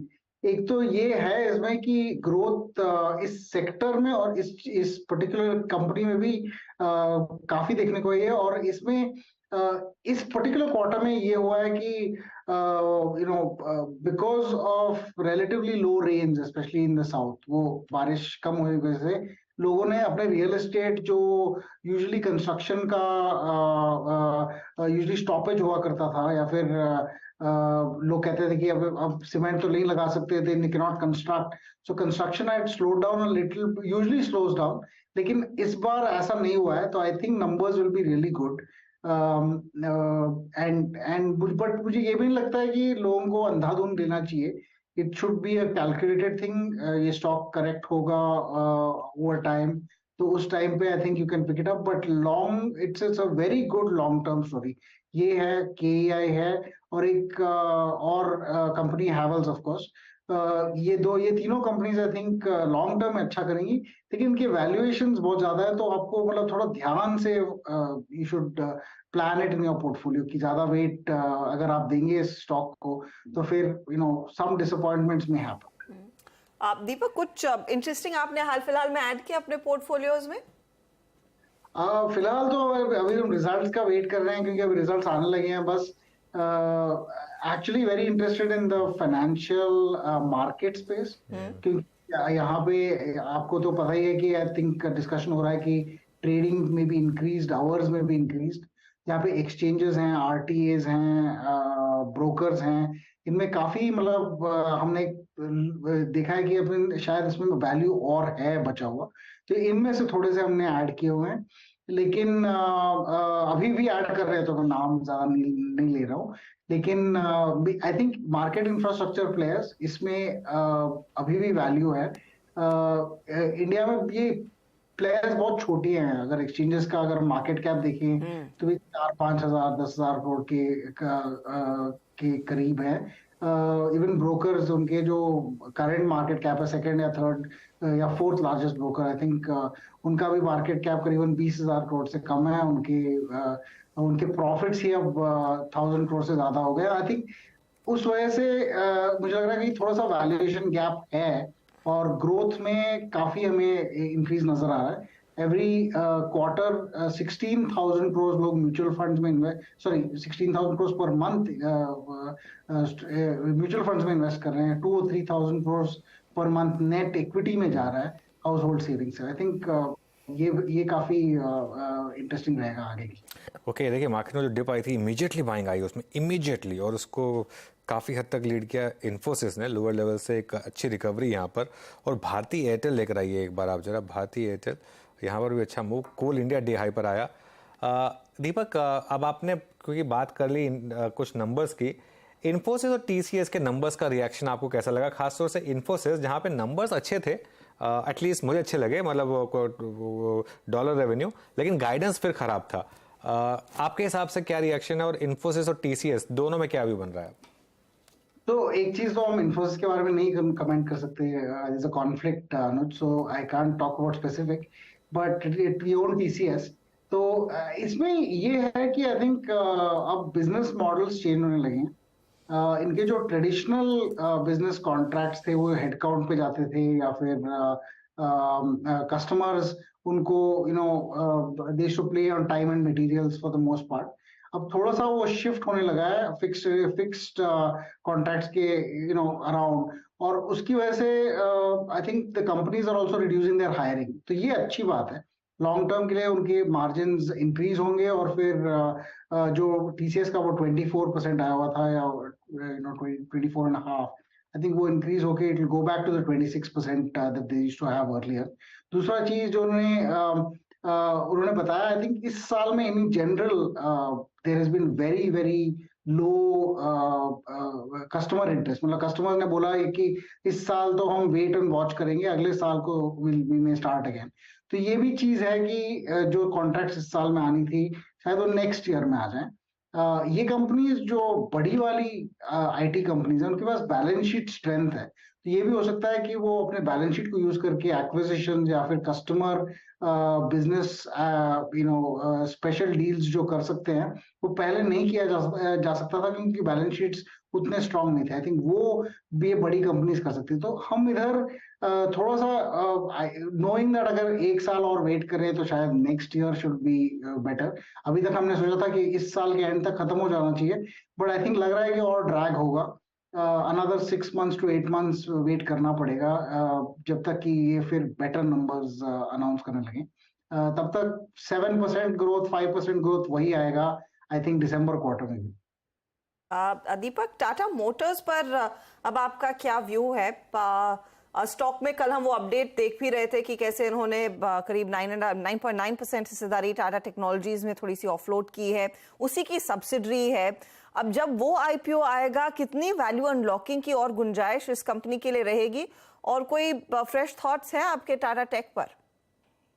एक्चुअली क्वाइट इंटरेस्टिंग है वो वाला डील। हमें ज्यादा वैसे I don't understand the logic there. उनकी जो उन्होंने 400 रुपए पे बेचा हुआ है जो शेयर्स, अबाउट 1600 करोड़ जो टीपीजी को बेचा था, वो एक्चुअली अगर आप प्राइवेट मार्केट में देखें कि प्राइवेट अनलिस्टेड शेयर्स में वो एक्चुअली एक सॉर्ट ऑफ अनलिस्टेड मार्केट सा चलता है, जहाँ पे ब्रोकर्स आपको कोट करते हैं कि आपको अगर टाटा टेक्नोलॉजी के शेयर चाहिए तो आप ले सकते हैं। वो 800 रुपए पे प्राइवेट मार्केट में चल रहा था, एटलीस्ट वो ऐसे कोट्स हमें आए थे। हमें थोड़ा सा सरप्राइज हुआ कि 400 रुपए में इन्होंने क्यों बेचा। शायद वो इस साइज की वजह से भी होगा कि अगर 1600 करोड़ बेचने हैं, अगर आपको 1-2 करोड़ खरीदने हैं तो शायद आप 800 रुपए पे आपको आप बेच सकते हो, लेकिन आपको 1600 पे इतना डिस्काउंट देना है। बट फिर भी 50% discount is quite a bit. IPO जब आएगा I think that will be interesting, but this particular thing was not to our liking कि आपने आईपीओ से इतने करीब आपने आधे प्राइस पे, अनलिस्टेड मार्केट के आधे प्राइस पे आपने बेच दिया। जब प्राइसिंग आएगी आईपीओ की तब पता चलेगा कि क्या 800 रुपए का प्राइस सही था कि 400 रुपए का। लेकिन it was actually just a bonus, क्योंकि टाटा मोटर्स के मैंने तो कभी वैल्यूएशन में इस चीज को नहीं डाला था। लेकिन interesting I think Tata Motors को you should buy it for the international business, the Jaguar Land Rover and EV.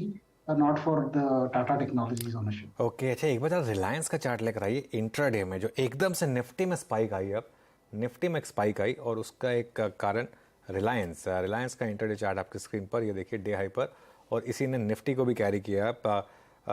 दीपक, जियो की बात की हमने, लेकिन बिग बॉय रिलायंस काफी समय से कंसोलिडेट कर रहा है, यहाँ पर अब क्या व्यू बनेगा? हमारा सबसे बड़ा पोजीशन है Reliance Anuj. I think the problem has been कि रिलायंस में लोग बस यही वेट कर रहे हैं कि ये लोग कब इसको डीमर्ज करेंगे, कब इसको अलग कंपनीज को लिस्ट करेंगे, और इस वजह से थोड़ा सा डिप्रेस्ड है ओवर टाइम। आप अगर देखें तो कोर बिजनेसेस जो हैं, अगर पेट्रोकेम या फिर आप ऑयल का भी देखें, तो I think the business should be quite decent in this quarter, not great but decent in the quarter. लेकिन जो ग्रोथ बिजनेसेस हैं, रिटेल और जो जियो टेलीकॉम का जो बिजनेस है, वो आई थिंक ये जब अलग से लिस्ट होंगे तो उनकी वैल्यू बढ़ेगी, तब तक लोग उसको अंडर वैल्यू करेंगे as a part of Reliance. तो उस वजह से मुझे लग रहा है कि जब तक ये डीमर्जर या फिर फ्रेश आईपीओ, जिस तरह से भी उसको आप जिसको कंपनी लिस्ट करें, उसकी जब क्लैरिटी आएगी, आई थिंक तभी रिलायंस का शेयर ऊपर चढ़ेगा। Unfortunately I also have to wait, क्योंकि हमने 2 साल से हमने पोजीशन रखा हुआ है, 3 साल से, लेकिन हमें कोई प्रॉब्लम नहीं है, हम और 5 साल 10 साल भी वेट कर सकते हैं। इसका दिस विल टेक टाइम। बस ये कह सकता हूँ कि अभी तक वैल्यू जो मेन पार्ट है रिलायंस की, वो आई थिंक नजर में नहीं आया है। वो जब आएगा तभी वो डीमर्जर के साथ ही आएगा, और जब वो होगा तभी रिलायंस के शेयर्स की प्राइस बढ़ेगी। ओके, रिलायंस बिल्कुल डीमर्जर शायद आप एक वेट करेंगे। एक आखिरी सवाल, ऑयल मार्केटिंग कंपनीज में अब क्या व्यू बन रहा है दीपक? क्योंकि एक अच्छे नंबर्स पे चले नहीं, लेकिन अब अच्छे मतलब इतने चलते हुए क्रूड में भी ये स्टॉक्स ने गिरना बंद कर दिया है। बिल्कुल। अब लेकिन अनुज, ऑनेस्टली सॉरी, ये पॉलिटिकल प्ले है। अगर आप समझिए, अगर क्रूड के प्राइसेस बढ़ जाते हैं, तो क्रूड के प्राइसेस बढ़ गए अगर, तो गवर्नमेंट तो यही बोलेगी इलेक्शंस आ रहे हैं, हम तो रिटेल प्राइस बढ़ाने की इजाजत तो दे नहीं सकते, तो सारे जो लॉसेस हैं वो ऑयल मार्केटिंग कंपनीज ही बेयर करेंगी। तो अगर क्रूड प्राइस बढ़ जाता है तो ऑयल मार्केटिंग कंपनीज अपने प्रॉफिट्स पे और मार्जिन पे वो हिट लेंगी। अगर क्रूड प्राइस नहीं बढ़ता है तो ये जो करंट बिजनेस है वो वैसे ही चलता रहेगा। आई थिंक अच्छी बिजनेस हो भी अगर, तो पॉलिटिकल इन्फ्लुएंस की वजह से और ये पॉलिटिकल ओवरहैंग की वजह से, और क्योंकि नेक्स्ट ईयर इलेक्शंस आ रहे हैं, मुझे नहीं लगता कि अभी ज्यादा इस पे बेट करना चाहिए। आई थिंक जब तक ये इंडिपेंडेंटली ऑपरेट करें तब तक ये अच्छे बिजनेसेस हैं, पर वो शोकेस वाली बिजनेसेस जिसको मतलब आप किसी और के शोकेस में देखेंगे आप खुश हो जाएंगे, बट अपने शोकेस में नहीं रखेंगे। एटलीस्ट हम बीपीसीएल में हमने बहुत इन्वेस्ट किया इसलिए कि वो शायद उसको डिसइन्वेस्ट करे, but there is no enthusiasm from the government, और हमें नहीं लगता ये कभी डिसइन्वेस्ट करेंगे भी। बस चर्चा चलेगी जब वो बस न्यूज के लिए अच्छा होगा, बट आई थिंक कुछ करेंगे नहीं, तो इसलिए हम उससे दूर ही रहते हैं। अच्छी बिजनेस है, बस हमारे लिए नहीं है। ऑलराइट, चलिए फिर दीपक, बहुत बहुत शुक्रिया आज हमारे साथ जुड़ने के लिए। तो ये हो गई बात फंडामेंटल्स पर, लेकिन अब आते हैं बीटीएसटी या एसटीबीटी कॉल्स पर। गावा सर बताइए, कौन सी ट्रेड होगी इस समय? बीटीएसटी, और वो रहेगा पीआई इंडस्ट्रीज। अच्छा लग रहा है मुझे, बाहर ब्रेकआउट मिला है, ट्रेड कर रहा है 3538 पर, स्टॉप होगा करीब 3510 का, नियर टर्म टारगेट है 3600 के लिए PI industries buy. Okay, PI industries buy इस समय। मानस, आप क्या कैरी करेंगे? कोटक बैंक लेके जाएंगे अनुज जी, क्योंकि यहाँ पर अगर आप देखिए तो लोअर लेवल पे स्टॉक ने सपोर्ट लिया है, 20 डे मूविंग एवरेज पे सपोर्ट, 20 डे मूविंग एवरेज को रीगेन कर लिया, और हायर टॉप हायर बटन का कंफर्मेशन तो पहले ही स्टॉक ने दे दिया था। तो इसके फ्यूचर में खरीदारी करिए 1759 1759 के स्टॉप लॉस लगाने हैं और 1785 की टारगेट सेट करते हैं। ओके, तो कोटक में एक तेजी का ट्रेड। प्रशांत, आपका क्या कॉल? मैं नेस्ले में बीटीएसटी रेकमेंड करूंगा, और एक पोजीशन की तरह भी कैरी किया जा सकता है। स्टॉप लॉस रखेंगे 22,950, 22,950। जो टारगेट में देख रहा हूँ वो होगा 23,850 से लेकर 23,900 तक, 23,900। ओके, तो ये फिलहाल आपके लिए एक अपॉर्चुनिटी 23,900 में नेस्ले में। अमित, आप क्या पिक कर रहे हैं? जी मैम, मैं कैनरा बैंक कैरी करूंगा। कैनरा बैंक में जो पुल बैक आया था उसका एक फॉलिंग ट्रेंड लाइन का ब्रेकआउट और आज के सत्र में एक स्ट्रॉन्ग बुलिश कैंडल उस ब्रेकआउट चैनल से निकली है, जो कि ट्रेंड एमा के ऊपर कंफर्टेबली ट्रेड कर रही है। टारगेट्स रहेंगे 385 रुपए के और स्टॉप लॉस रहेगा 373 का। ओके, चलिए श्रीकांत, आपकी ट्रेड रह गई, क्या क्या होगी आपकी ट्रेड इस समय की? बिल्कुल। तो अनुज, मुझे लग रहा है कि रिलायंस इंडस्ट्रीज भी करंट लेवल से लॉन्ग की पोजीशन बनाई जा सकती है। उसका सबसे बड़ा रीजन यही है कि इसमें एक साइडवेज एक्टिविटी बनी थी। इनफैक्ट 3 या 4 दिनों से अगर आप देखें तो एक ही रेंज के अंदर ट्रेड कर रहा है, बट आज फाइनली कल के हाई के ऊपर क्लोज करने की कोशिश कर रहा है। यहाँ से एक शॉर्ट अप मूव मिल सकती है। स्टॉक एक बार 2400 के लेवल्स दिखा सकता है। करंट लेवल से लॉन्ग करें, स्टॉप लॉस हम यहाँ पे रख सकते हैं अराउंड 2330, 2330 का स्टॉप लॉस। रिलायंस इंडस्ट्रीज को लॉन्ग कर सकते हैं। रायल में एक लॉन्ग का ट्रेड, तो मिड कैप्स, बिग बॉय, सब में कई सारी अपॉर्चुनिटीज इस समय। और रिलायंस का जिक्र अनुज अभी कर रहे थे। स्टॉक देखिए बात करते करते 0.5% ऊपर ट्रेड करता हुआ। इंडेक्स आपकी स्क्रीन पर लेकर आते हैं। जो डिप पे लोगों ने पोजीशंस ली, अब वो पोजीशंस बेहद स्थिर हैं। 19,810 के आसपास निफ्टी 50 टिका हुआ है और निफ्टी बैंक देखिए 44,400 की तरफ बढ़ता हुआ। अनुज, ये क्लोजिंग को कैसे पढ़ेंगे, क्योंकि हम उसी रेंज के बीचों बीच हैं जो सुबह में बनी थी। बिल्कुल, लेकिन देखिए पोजिशनली अगर आप लॉन्ग है तो अब आप कैरी करिए, अब कोई दिक्कत नहीं है हर्षदा। और मेरे ख्याल से अब आपका स्टॉप लॉस बहुत क्लियर हो गया, रोज धीरे धीरे बढ़ रहा है। अब आज का लो 19,775 जो हमने अभी लगाया आधे घंटे पहले करीब, मेरे ख्याल से अनलेस मार्केट में कोई ग्लोबल कैटास्ट्रफी हो, मुझे लगता नहीं कि मार्केट में आपको बड़े गैप डाउन्स मिलेंगे। गैप अप्स मिल सकते हैं, फ्लैट मार्केट मिल सकता है, गैप डाउन नहीं मिलना चाहिए।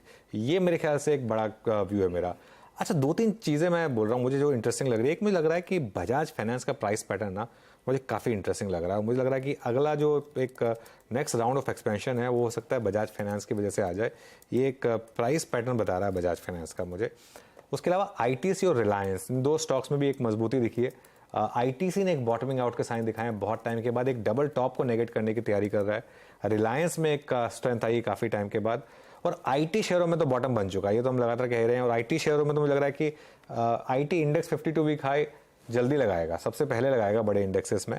बैंक निफ्टी में हालांकि अभी भी कोई ट्रेड नहीं है, तो अगर आप कैरी कर भी रहे हैं निफ्टी में कैरी करिए। बैंक निफ्टी में वो मूविंग एवरेज से क्लस्टर अच्छा एक बार निकल गया ना, फिर अगला राउंड बैंक निफ्टी का होगा, लेकिन तब तक निफ्टी ज़्यादा प्रेफर्ड इंस्ट्रूमेंट है कंपेयर टू बैंक निफ्टी। चलिए, तो निफ्टी में जो तेजी का ट्रेड आप होल्ड कर रहे हैं तो उसे कैरी करने का कॉल क्लियर है, उसमें दो राय नहीं है। अच्छा, इस बीच जीएसटी डिपार्टमेंट आज गुड़गांव का एक्टिव है। 321 करोड़ का डिमांड नोटिस अब डाबर को सौंप दिया गया है। फिर डेल्टा को मिल गया है ना मुझे लगा नहीं, डेल्टा को नहीं मिला।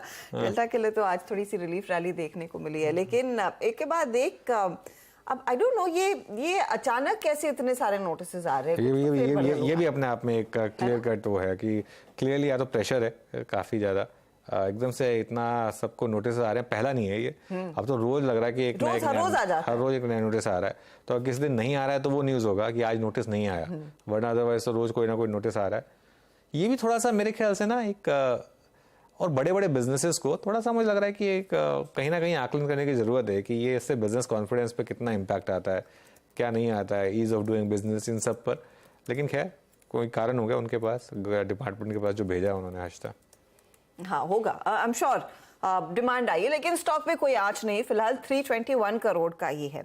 डेल्टा वाला केस नहीं उभर कर आ रहा है। अच्छा, आप ऑयल कंपनियों की बात कर रहे थे अनुज, एक दो स्टॉक्स मेरे रेडार पर थे। एक तो देखिएगा चेन्नई पेट्रो किस तरह से भागा है। Chennai petro MRPL double digit gains देखने को मिले आज दोनों ही स्टॉक्स में।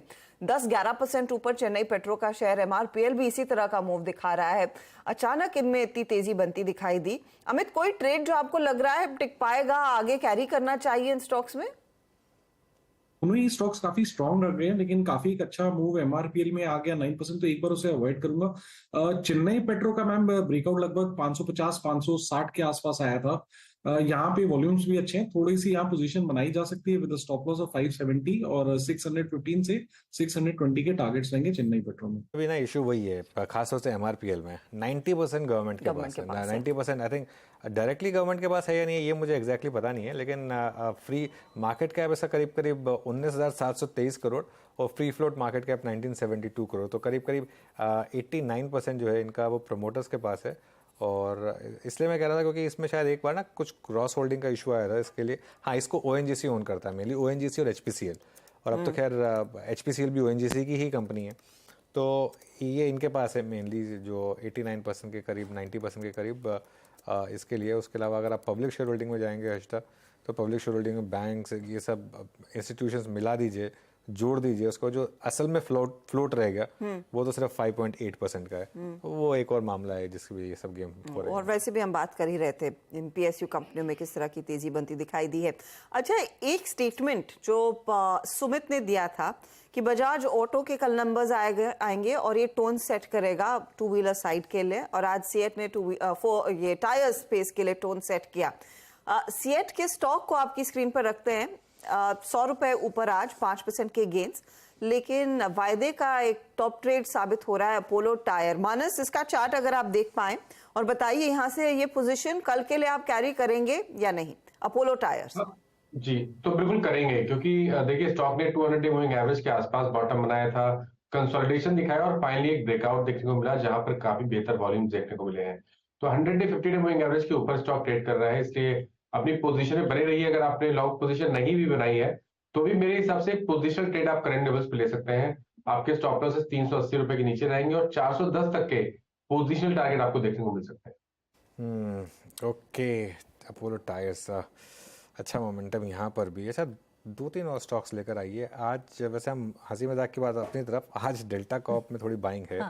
ग्रीन में बंद हो रहा है डेल्टा कॉर्प बहुत दिनों के बाद, लेकिन रिलायंस में ये कुछ अच्छा मोमेंटम आया है। रिलायंस में मोमेंटम ठीक ठाक लगा मुझे, उसने सपोर्ट किया मार्केट को। देखिए एकदम से 19,818, 819, एक बार जरा निफ्टी का कंट्रीब्यूशन देख लेते हैं। मेरे ख्याल से अब रिलायंस नंबर 1 पर आ गया होगा। रिलायंस ओके नंबर 2 पर है, नंबर 1 पर अभी भी HDFC बैंक ही है, लेकिन रिलायंस अब वहाँ पर आ रहा है, तो ये एक अच्छा मूव। अच्छा, एक बार PVR आइनॉक्स रिविजिट करते हैं। काबा सर, कैसी क्लोज लग रही है PVR आइनॉक्स की? PVR आइनॉक्स मुझे अच्छा लगता है। बेसिकली 4-5 दिन से एक साइडवेज जोन पर है, लेकिन इन एंड अप मूव है, तो बेस तो बना हुआ है 1740 पर PVR आइनॉक्स का। मुझे लगता है 1800 और 1850 ये एक जोन है, वहां तक जाना चाहिए, शायद कल ही चला जाए, लेकिन स्ट्रक्चरली लगता है इसमें स्ट्रेंथ है, वीकनेस नहीं है। यस, PVR एक बाय बनता है। बहुत ऑपर्चून टाइम पर इन्होंने वो पास लॉन्च किया है कि अज्यूमिंग आपको बड़ी स्क्रीन पर देखना है तो शायद आपको क्रिकेट मैच यहीं पर जाकर देखने को मिले। मुझे नहीं पता वीकडे में एक्चुअली मूवी देखने कौन जाएगा। नहीं, वो तो है, लेकिन एग्जैक्टली मैच देखने की चले आप कभी चस्के में पता नहीं दोस्तों के साथ चले। हाँ, लेकिन पता मुझे मैच में क्या है, जैसे मैच में आप चीयर वीयर सब कर रहे हैं, मुझे पता नहीं वो हॉल में मतलब पॉसिबल होगा या नहीं होगा। आपके सामने अगर 6 लोग खड़े होकर चीयर कर रहे हो तो आपको मैच दिखाई नहीं देगा। भाई हॉल का कॉन्सेप्ट ही है ना कि आप बैठे होते हैं उसमें और देख रहे होते हैं। मुझे कभी हॉल में मैच देखने का कॉन्सेप्ट समझ में नहीं आया और ना ही ये चला है मेरे ख्याल से, क्योंकि लोगों को अगर मैच देखना होता है ना, लोग जाते हैं पब्स में या फिर लोग जाते हैं किसी कोई स्पोर्ट्स बार में। वो माहौल अलग होना चाहिए, वहाँ शोर शराबे वाला माहौल होना चाहिए। यहाँ तो शोर शराबा है ही नहीं, तो यहाँ पे आप जाके मैच एंजॉय क्या करिएगा। तो और अगेन वो तो वीकडे पे, और वो तो मेरे ख्याल से उस स्कीम का तो कोई मतलब नहीं है, वो भी प्रीमियम मूवीज पे नहीं है मेरे ख्याल से, तो कौन देखेगा वो। तो मुझे लग रहा है एक जबरदस्ती के लिए बना दिया, उसका कोई मतलब नहीं है। स्टॉक आपके सामने आज फिलहाल करीब 19 रुपए की बढ़त पर ट्रेड करता हुआ। चलिए क्लोज की तरफ बढ़ते हैं। 19,820 के आसपास आपको निफ्टी दिखाई देगा।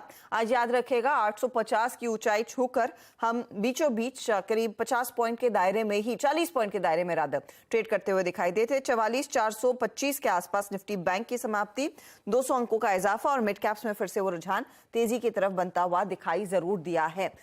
आज एक सेक्टर जो सबसे ज्यादा चला वो ऑयल एंड गैस स्पेस था। ऑयल एंड गैस इंडेक्स आपको दिखाएंगे, यहां पर हमने देखा है बहुत जोरदार तेजी, नियरली 1% तक के गेन्स बनते दिखाई दिए।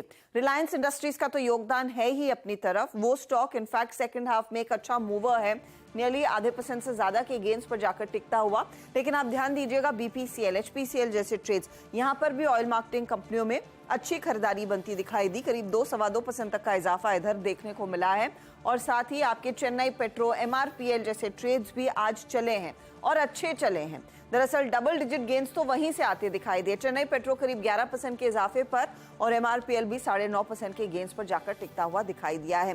तो ये कुछ काउंटर्स हैं जहां पर सबसे ज्यादा एक्शन। HDFC बैंक नतीजों पर आज हमने रिएक्ट किया और स्टॉक का मुझे याद है करीब 1555 तक का हाई छूने के बाद फिर एक बीचों बीच ही ट्रेड कर रहा है। 0.75% के गेन्स यहां पर देखने को मिल रहे हैं। ध्यान दीजिएगा इसके साथ कुछ और ट्रेड्स पर, HDFC लाइफ, SBI लाइफ, इन स्टॉक्स में हमने देखा आज के दिन कुछ खरीदारी के सौदे साफ देखने को मिले। तो ये कुछ काउंटर्स थे जहां पर हमने देखा कुछ ट्रेंड तेजी का बना है। अब आते हैं मिड कैप्स में, और मिड कैप्स में ऑफ कोर्स आज कैनफिन होम्स नंबर से पहले अच्छी तेजी दिखा रहा था। इनफैक्ट वायदे का टॉप गेनर आज के दिन साबित होता दिखाई दिया है। L&T फाइनेंशियल जैसे काउंटर्स, मैक्स फाइनेंशियल जैसे काउंटर्स, इन सब में हमने देखा है अच्छी खासी तेजी दरअसल आज लॉक इन होती हुई दिखाई दी है। अच्छे वॉल्यूम्स के साथ यहाँ पर ट्रेड बना है। कुछ और ट्रेड्स जो आज चले हैं उसमें आप गौर करिएगा। टेक महिंद्रा जिसकी हम बात कर रहे थे, जाते जाते यहाँ पर अच्छी खासी तेजी बनती दिखाई दी। निफ्टी IT आपके सामने करीब 62 पॉइंट ऊपर है। तो टेक महिंद्रा के साथ साथ LTI माइंट्री भी आपके सामने पेश कर देते हैं क्योंकि उसके नतीजे कल आएंगे। प्री पोजिशनिंग वहां पर करीब हुई है, 1-1.25% तक के गेंस उधर भी देखने को मिले हैं। तो ये इनफैक्ट एक सार आपके सामने बाजार का मिड कैप्स की तरफ से ज्यादा पार्टिसिपेशन, 138 अंकों का इजाफा, वहां पर एडवांस डिक्लाइन रेशो फिर तेजी की तरफ ही इशारा कर रही थी। हीट मैप में आपको साफ दिखेगा कितनी तेजी कितनी मंदी देखने को मिली है। तो आज तेजी का हाथ ज्यादा भारी पड़ा है इस मार्केट पर, या फिर ज्यादा एक्शन वहां पर गेनर्स की तरफ आता हुआ दिखाई दिया। और ऑफ कोर्स सरकारी कंपनियों में BPCL, पावर ग्रिड, कोल इंडिया टॉप कैंडिडेट साबित हुए हैं जहां पर अच्छी खासी खरीदारी देखी गई है। तो 19,817 पर आज का क्लोज 85 अंकों की बढ़त पर मार्केट जाकर टिकता हुआ दिखाई दिया है। अगर किसी ने निराश किया है वो L&T और टाटा मोटर्स की तरफ से दबाव बना, 1-1.5% तक का नुकसान उधर बनता दिखाई दिया, लेकिन क्लोज में कोई दिक्कत नहीं है। चलिए सीधा सौदा का अपडेट अब आपकी स्क्रीन पर लेकर आएंगे और वहां पर किस तरह के स्टॉक्स पिक किए गए, सबसे बढ़िया परफॉर्मेंस किसने दिखाया वो आपके सामने। Data Pattern, Cyient, ICICI Securities, Piramal Pharma, ये वो काउंटर्स हैं जो आशीष ने पिक किए थे आज सुबह में। नीरज ने Newgen software, Savita oil, CEAT और साथ ही बॉम्बे डाइंग में तेजी का कॉल लिया और यहां पर भी काफी बढ़िया प्रदर्शन। ओके, चलिए फिर आज के दिन की समाप्ति और कल फिर मिलेंगे। और ध्यान रखिएगा अब हम मार्केट में इस सीरीज़ के हाईएस्ट पॉइंट पर, बोथ इंट्राडे और क्लोजिंग बेसिस पर हाईएस्ट पॉइंट पर बंद हुए हैं। हालांकि बैंक निफ्टी में अभी भी वो मार्क थोड़ा सा दूर है, लेकिन निफ्टी में स्ट्रेंथ के साथ क्लोजिंग आज, इसलिए momentum firmly with the bulls.